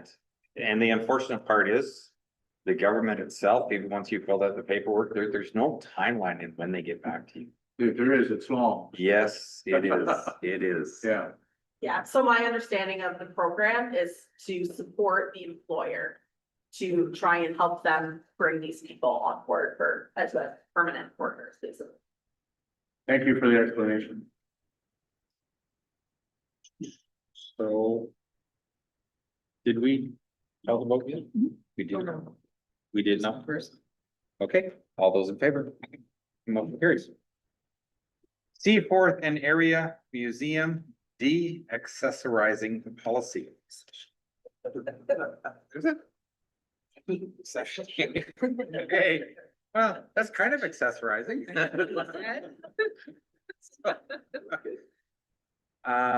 Can I get a mover and a seconder, please? Moved by Counselor Willoughby, second by Counselor Fisher, that council approves to the proposed draft Seaforth and Area Museum deaccessioning policy as presented. All those in favor? And motion carries. 10.4, industrial, commercial, and institutional recycled bins. Can I get a mover in a second? Moved by Counselor Deal, second by Deputy Mayor, that council approve the elimination of the recycling bins provided in Seaforth at various locations. Final comments or questions, Counselor Fisher? Thank you, Mr. Mayor. So the stuff that's going in the 3 or 4 bins we're getting rid of will be going to the dump in Watford or the dump in Mount Forest. Is that the case? Go ahead, Denise. Or the people that are putting their recycling in those bins will pay for a red lidded recycling bin. Yeah, so it's going to Mount Forest or Watford. Yeah. Garbage bin, like on their own personal property. And then. And we could somehow make people aware of that they could maybe do this, pay for this themselves, or? Yeah, and so, yeah, in the report, yeah, we will publish communications about these changes depending on how it's decided tonight. Thank you. Counselor Chartrand? These are these gigantic blue recycle bins that are left behind town hall. Correct, yeah, And then there's 2 behind the information center. yes. And then, yeah, there's one at the arena, one at the Egg Society, and one at the kiosk, correct, So people can't bring their cardboard with that there. correct. So it used to be free for the municipality, and then that communication came out at the end of last year. We got accidentally missed, so we just got it in June of this year, and so it's now gonna be $44 per lift for each of those. So if we were to keep them all, it would be like over $20,000 for the municipality. Deputy Mayor? Thank you, Mr. Mayor. Through you to Sean. Sean, you did this in Brussels, did you not? That's I correct. was asked, wanted to know, did you get any growing pains out of that? Did it, 0. Yeah, and it was because we were able to do this because we went to the wheelie bin setup, right? A lot of these community dumpsters were a service, first of all, and Seaforth with Blue Water Recycling was free. We were paying for it in Brussels, but initially, if it was actually recycling material that was going in the dumpsters, it cost us very minimal from waste management. Once we went to the full wheelie bin dumpster setup, there's more space for people to put their recycling and garbage where it belongs. And we didn't have a need for the community dumpsters anymore. So no, we brought it to council, we posted online, we put it out there and that then just disappeared. We didn't do anything. So if council approves this tonight, when will the bins actually get removed? We would notify BRA tomorrow, and then I don't know how soon they would come pick them up. I would assume relatively immediate. Okay, my only concern is that, you may find that it was a small number of people that were using the majority of the space in the bins, but, should we keep them for a month and have a sign on the bin stating that these will no longer be available as of such and such a date? So that it's not 2 days from now, someone has a big load and they go, where the heck's the bin? And I'm just gonna leave it here. They need to be aware of the fact that we're getting rid of them. I believe we did have put like that in process. We posted it where the bins were, that they will be removed on this date or soon therein. And then we like set it up with the waste management at the time, but hey, can you wait until after this date? Okay, so, does staff want to give a recommendation to council right now of what's a reasonable time frame to notify the public? Because we could include it in the motion. I think probably a month is probably enough time for people to adjust. So if we said the 15th of September, is that acceptable? Okay. I don't know what your normal pickup dates are. Does that affect anything? what we would just do is we would tell the water recycling after the 15th of September, please pick up the bins. It might be a day or two here and there, but we're talking a matter of 1 or 2 lifts. Okay, okay. So, the motion will read that council approve the elimination of the recycling bins provided in Seaforth at various locations, after September 15th.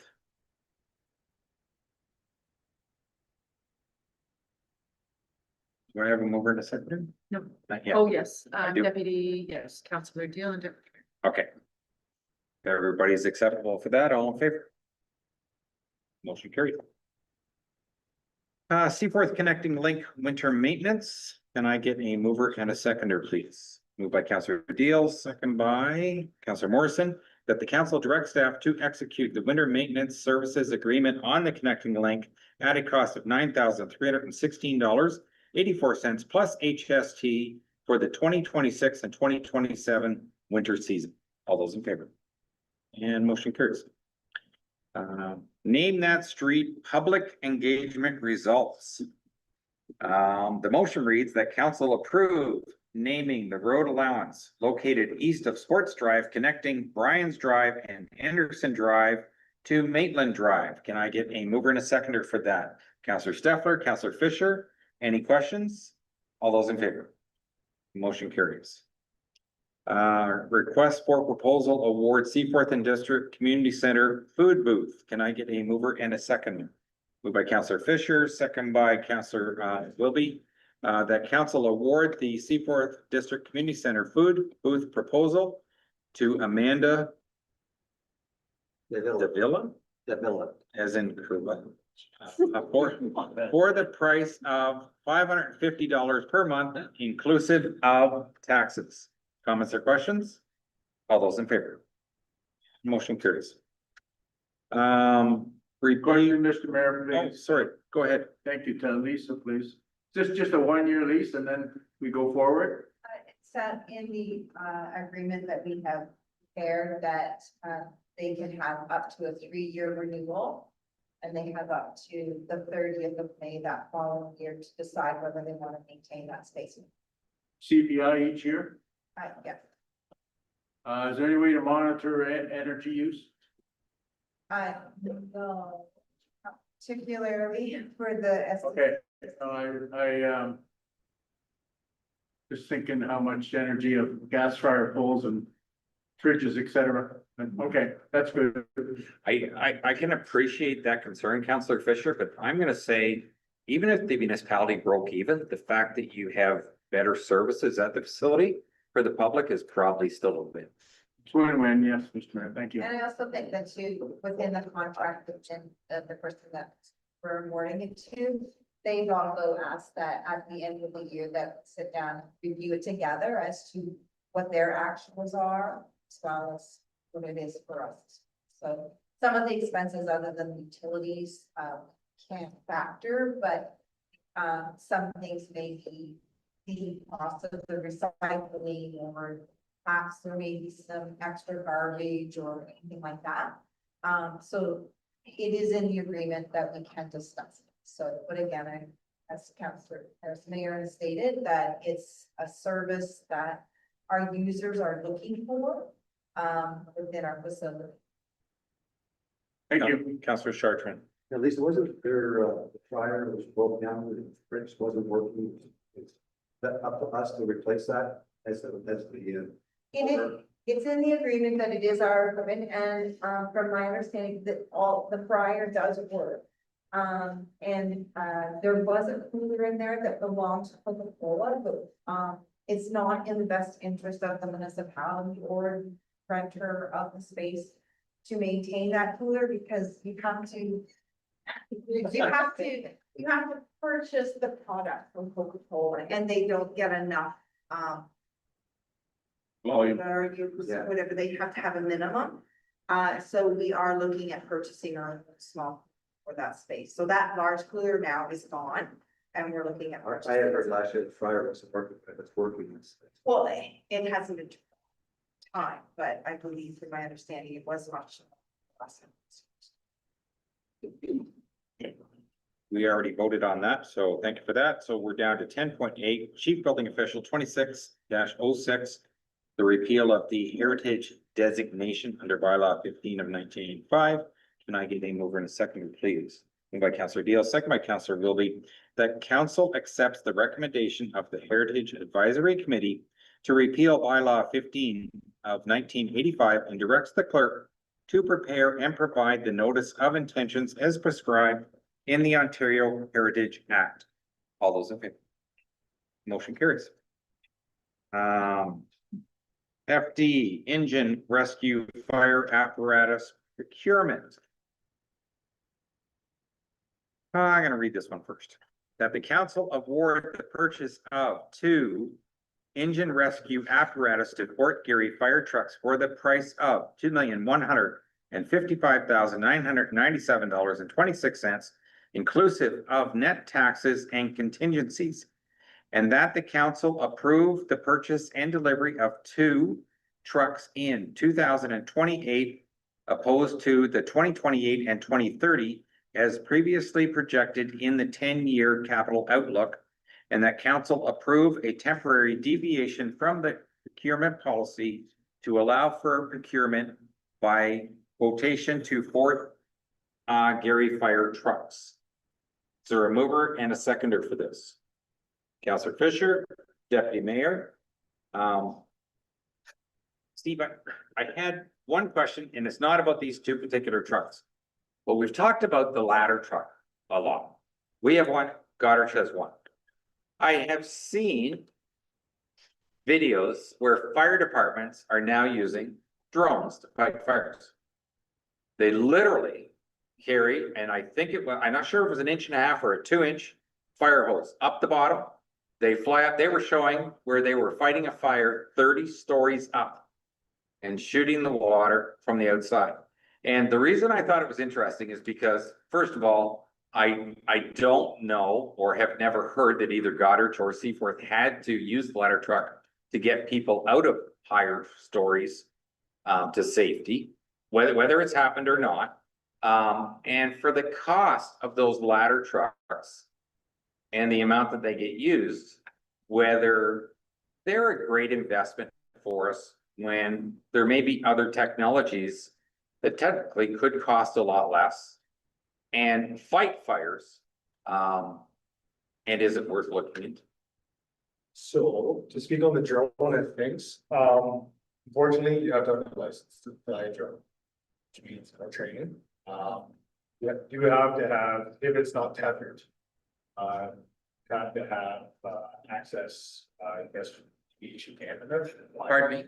You have to have approval from Aviation Canada to fly drones, if they're not tethered drones as well. Would they not be considered tethered because they have hose on? I don't know, I've never heard of drone in North America that has hose on it. Okay. I think you're seeing stuff that might be happening overseas, not NFPA. Fortunately, that's what we run under, so it's possibly something in the future, but I think you're gonna see a lot of expense incurred in those stuff. It's not just gonna be a one and done. Training is quite expensive for that. I know Lockmill has a few drones that they have X amount of pilots, but they also have to fly X amount of hours per month as well. Pilot, I can go to the high school and get any kid in grade 12 and he probably knows how to do it already. Unfortunately. Municipal employees, different stories. Councillor Chartrand. ABCA Conservation are using drones now to distribute chemicals for Phragmites. And I've seen those drones. They come on a trailer parked on the side of the road, like they're about 8 feet by 8 feet. They're big units. They're also $100,000 to fly unit. And I understand that, but I guess what intrigued me was I realized we do not buy a brand new ladder truck, but the cost of a single ladder truck is outrageous. And in all fairness, I'm not sure that we've had really good luck with ladder trucks over the last 20 or 30 years in the municipality. I'm not pointing any fingers because the bottom line is I don't do the purchasing and I don't run the operation of them. But I wondered if an initial purchase if there was potential for savings down the road, depending on what we actually needed for, was what it came down to. Anyways, just something for discussion and can be considered in the future by somebody else. All right, I do have a mover and a seconder. Question, Oh, Mr. Mayor, please. Go ahead, Bob. Thank you to Steve. Where are these trucks going, please? Which hall? So we're gonna be putting one in the Seaforth Hall. That Seaforth truck that it'll be replacing will actually be moved to the Ethel Hall to replace even an older truck. As a secondary, not a primary. And then the second truck will be going to the Brussels station and their truck. We haven't 100% decided what's gonna happen with that one, whether it moves and takes over an old rescue vehicle that we have there, or we sell it off. We're trying to replace vehicles that don't have a whole lot of use in the municipality right now, with our secondary engines that we're replacing. So these are primaries, and ones that are replaced will be in turn placed into secondaries. So we always have a backup. So that these two new ones, one is a rescue vehicle? No, they're both engines, so they're frontline engines, but we consider them engine rescues, so they will do the exact same job as what. So Seaforth, for instance, has a rescue vehicle that does not carry water. All it does is carry people and tools. Yeah. These new engines carry a substantial amount of tools. They are built to carry a lot and quite a few people as well, and with safety also in mind. So more or less, this truck does the job of two other trucks. So going forward, we might be able to have one less truck? Yes, I have put together a bit of an apparatus plan that sees us still having 3 trucks in the 2 north stations and 3 trucks and maybe a pickup truck instead of the Seaport station. That's if the area stays there as well. It has 4 trucks right now, but there's really no need for that 4th truck. Thank you. Councilor Stefan. Yeah, thank you. For Steve. So this stays in our asset management plan, we're just jumping a year basically. Yeah, so, Getting savings price. well, and and buying 2 is better than buying 1. This year and 2 years from now, we're gonna pay for it. Sure. Yeah, so it was a better deal if we buy 2 at once, especially when they're so close. Thank you. Then we get exactly the same. But our asset management plan will be updated according to this. All those in favor? And motion carries. Okay, I have nothing under correspondence, unfinished business, council reports, and I'll go to the deputy mayor. I guess I haven't been at a county council meeting since our last. I was just gonna touch on a couple things that I attended and had a chance to work at. On July the 25th, both my wife and I, we got a chance to volunteer at the breakfast on the farm, held at the farm of Joe and Barb Terpster. I believe they reported close to 2,200 people that day, 2,300 people that day who attended, including the volunteers. I think there's over, 200 volunteers or 150 volunteers? Something like that. Anyway, it's great. People from all over Southwestern Ontario attended these events like that one. I talked to folks from London, Sarnia, and KW that day. Out in the field, we were at the equipment part of it where we were. It was a very well-run event, and probably some folks seeing a cow give birth to a calf was probably the highlight of their day that day. So it's very good. Another thing, my wife and I, we also went to a play at the Blythe Theatre. And I'm mentioning this because it was called The Last Mayor of Rusty River. The cool part of this play was it was written by the last mayor of Seaforth, Dave Scott. In the local paper, The Citizen, our council reporter, Sean Laughlin, he penned a review of that play and he commented on the similarities of our Huronese council chambers to that of the props of the play. So if you get a chance, go see it. In all fairness, their props were better. It was very good, as if you did get a chance. And the last thing I have to mention was, I believe it's on August 30th, Maitland Valley Conservation Authority is celebrating their 75th anniversary right here in Brussels at the Brussels Conservation Park. So I think it's Not sure of the time. I think it's maybe 2 to 4 or something, but I think Huron East has some stuff going on there that day as well. I think. Our consultants, MGA, will be there for our community service master plan table set up and some Yeah. municipal swag as well. Okay. Perfect. So if you get a chance, stop by on that day. It's a Sunday, so thank you. I just want to share one comment. Helen and I went to see the play also. We saw it on opening night and they announced that that was their first run through the play. And I will never forget when the candidates got up to give their speeches. Were you there the starting night, the first night? I think we were there the first night too. So anyways, everybody had 1 minute to give their speech and it was so typical of what you see from politicians on TV where every 5 seconds, his speech went off in a different direction that had nothing to do with anything he had spoke of for the previous 5 seconds. So it was just a whirlwind of just making statements. And what was so funny about it was that the guy that was playing the mayor, about 45 seconds into his minute, he was so confused because it was his first night. He got lost in what he was trying to say. And the rest of the crew were just killing themselves laughing because they knew he had no idea what we are down to any other boards, committees, meetings, or seminars that anybody has attended since the last meeting that they want to share. Well, I guess I could comment on the de-designation. We don't like to de-designate heritage. But we did because all that was left was a garage and a clock and there's in our package, there's a picture of that. And I believe Megan looked into it too before our meeting. So they couldn't do anything with it, with the property being designated. So thank you for letting it go. Oh, and we have deaccessioning items all the time in the county, and you think about the stuff that is in the museum up there. And history never stops. So there's always new stuff coming in. And somebody's got to make the call on what we should be keeping and what you got to get rid of. Because you can't build museums forever. You'd eventually cover the planet. So it has to be done, and it should be done by people who care about the field.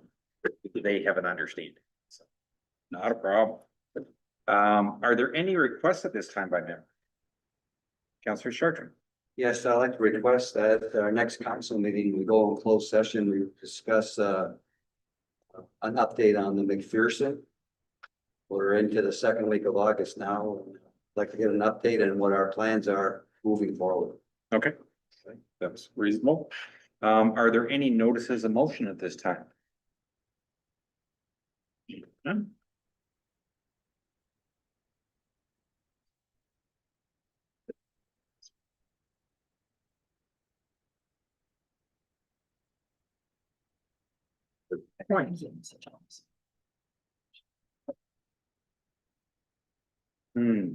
Okay. As the clerk pointed out to me, it was Councillor Newell that actually had this motion brought forward. It was already in our agenda package, but he's not here tonight. Which normally we would give to the councillor to present on their own. I will read the motion. And we're just gonna see how this goes.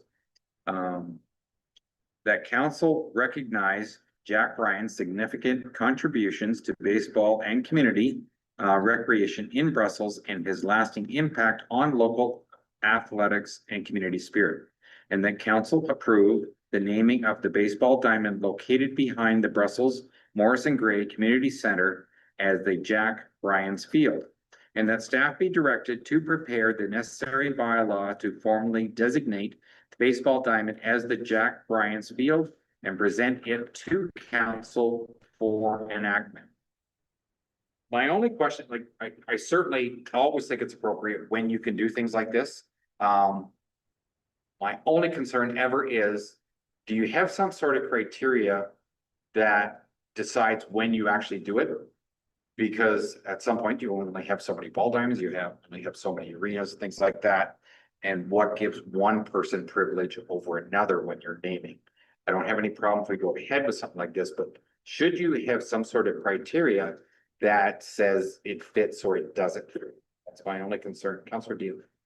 I think the idea here was because Jack donated the land. Right, okay. I do remember. And that's why they wanted this to go forward. Okay. Counselor Fisher. Thank you, Mr. Mayor. I agree with this. I'm not familiar with Mr. Bryant at all, but, I also wondered if it should have been Mr. and Mrs.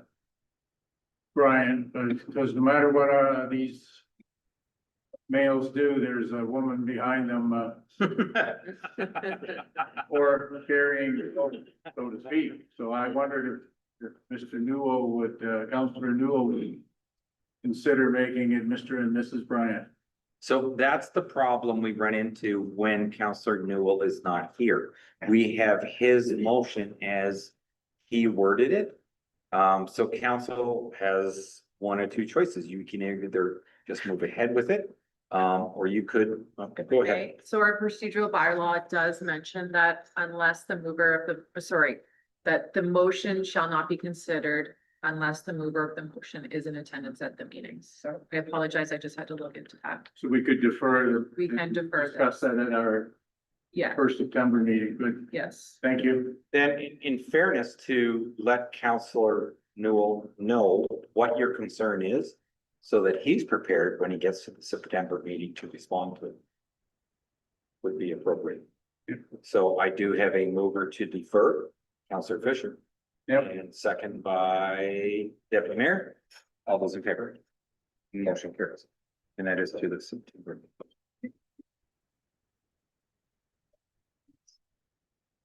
I am down to bylaws. Can I get a mover and a seconder for bylaw 93? Moved by Councillor Chartrand, second by Councillor Deal. That bylaw 93, a bylaw to amend the zoning bylaw be passed. What did I do, folks? Sorry, just wondering if we should address the Optimist Club and their grants request, the grant request, I should say, We probably should. under other business, maybe.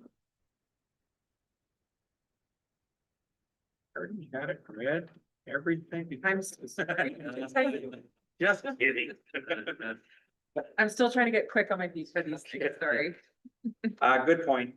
We had a request. I'm gonna say that it certainly sounded like they are already prepared to do their 50%. Which is quite often what our requirements are, for council to partner with, an outside agency. Comments or questions from council, please? Councillor Stefan.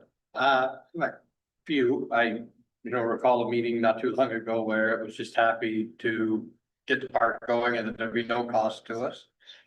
So that was a few meetings ago. I'm fully in support of it.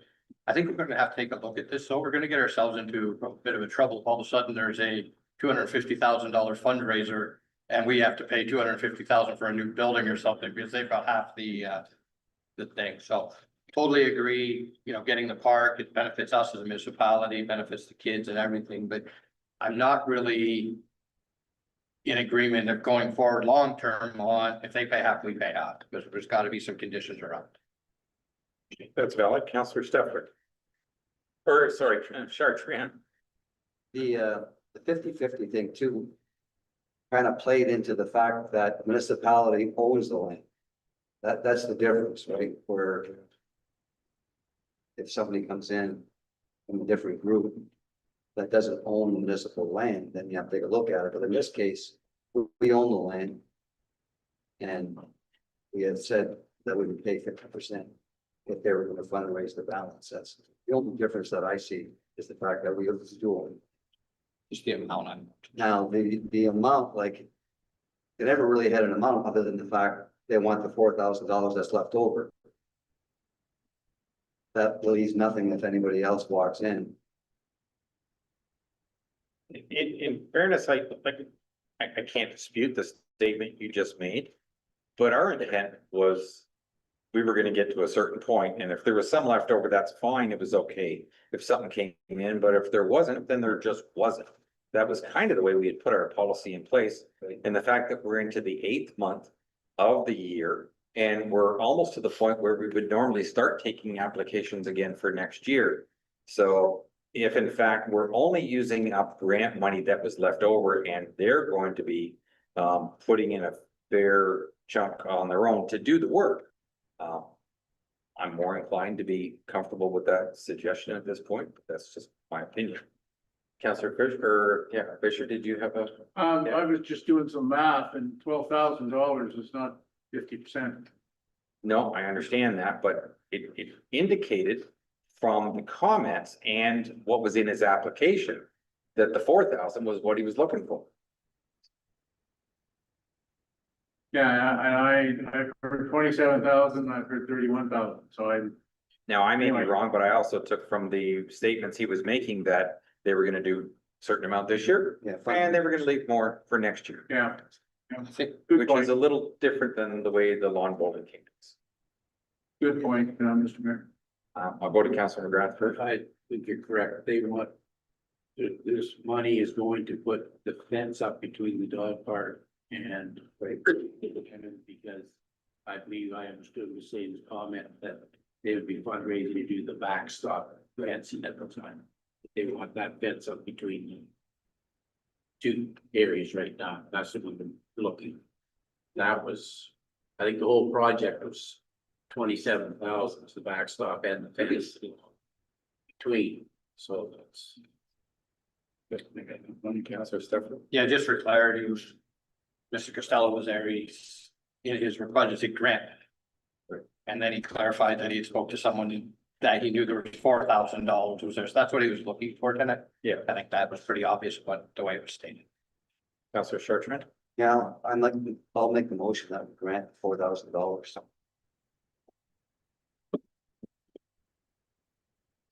So I only have one other question is what if the fence that they're talking about spending this money on is only 5,000 total? Because typically we'll pay up to 50% up to a certain amount. And should it be worded that way? That's why I asked him how much was the fence, and he said the whole project was 27,000. You know, he didn't say what the fence was. Well, that's the fence and the backstop and the bases, and that was all $27,000. He was only looking for 4,000. For the fence. Yeah, but that's my concern. is Right, how much is the fence? cost? How much He is only the asked fence? for Because if the it's fence. $5,000 and we pay 4, we're technically not following a standard pattern. That's all. They could have been asking for half of 27,000. I understand that. We also could have said no. Yeah, So anyways, could we just ask that the motion be worded that we will grant up to $4,000 up to 50% of the cost of the fence? Well, if you put that fence up for $4,000, you're gonna have a job. I guarantee it. You're gonna have a job. But I just want the paperwork to be consistent. Well, I would to agree with Ray, he's only asking for $4,000. If, again, they may not come back and ask for any more. Our policy is 50%. Maybe he just wants to go and pay the rest and not come back. Not saying they won't. That's a different question. But Okay. all he wanted was $4,000. Can I have a motion and a seconder with a word? What would you like to say, Ray? that will grant them $4,000 to pay, up to $4,000 to pay 50% of the cost of only the fence. That's what you're looking for. No, I'm not asking you to word it the way I said. If you guys are comfortable with the fact he only asked for 4,000 and you want to word it that way, that's fine. That's council's choice. I'm comfortable with just the 4,000 as my original motion. Okay. Seconder, Councilor Stefan. Any other comments or questions? Sorry, just for clarification, so we're not putting in up to and no 50%. Yeah, got it. Thank you. We should just state for the building project as presented. I do have information from Denise that the total amount is $3,728.66. So Summerfest didn't use the full $1,000, so there is slightly over $4,000. Okay, then let's go with the 4. Go with the 4. Thank you. That's absolutely. All those in favor? And the motion carries. Okay, and we are now back down to bylaws. Bylaw number 93. Can I have a mover and seconder, please? Moved by Councillor Deal, second by Councillor Wilby, that bylaw 93, a bylaw to amend the zoning bylaw be passed. All those in favor? Motion carries. Mover and seconder for bylaw 65, deputy mayor and Councillor Deal, that bylaw 65, a bylaw to regulate vacant buildings be given, no, we are not doing that one. We are not doing that, okay. So the deputy mayor and Councillor Deal are passing bylaw 78, bylaw to provide for connecting link winter maintenance be passed. All those in favor?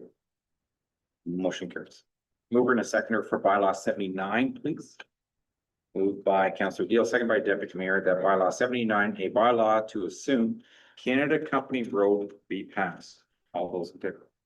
Excuse me, Mr. Mayor, what exactly is this? We're just making it wider or what are we doing? Either Sean or Jess, I don't know. It's a historical that never got registered, so it's a historical file cleanup that we've done, so we do own it, but it's not recorded on title, that we do own it, so we've had to go through the background work and we've completed that, so this bylaw is just dotting our i's and crossing our t's that we officially have the ownership. Thank you. If someone had started planting corn on it, we couldn't have done anything about it. We almost did. It's painful. Mover and a seconder for bylaw 80, please. Moved by Councillor Steffler, second by Councillor Deal, that bylaw 80, a bylaw to exempt certain lands from part law control be passed. All those in favor? Motion carries. Mover and a seconder for bylaw 81. Moved by Deputy Mayor, second by Councillor Deal, that bylaw 81, a bylaw to assign a name Maitland Drive to the roadway be passed. All those in favor? Motion carries. Mover and a seconder for bylaw 82. Councillor Chartrand and Councillor Morrison. A bylaw to provide for drainage works for the Nash Municipal Drain be given first and second readings and provisionally signed. All those in favor? Motion carried. And a confirmatory bylaw number 83, mover and a seconder, Councillor Steffler, Councillor Deal, that bylaw 83, a bylaw to confirm the proceedings of council be passed. All those in favor? Motion carries. And Councillor Fisher and Councillor Chartrand move that the time now being 8:31 p.m. the regular meeting do now adjourn. All those in favor? And Good job. motion carries. For new, you know.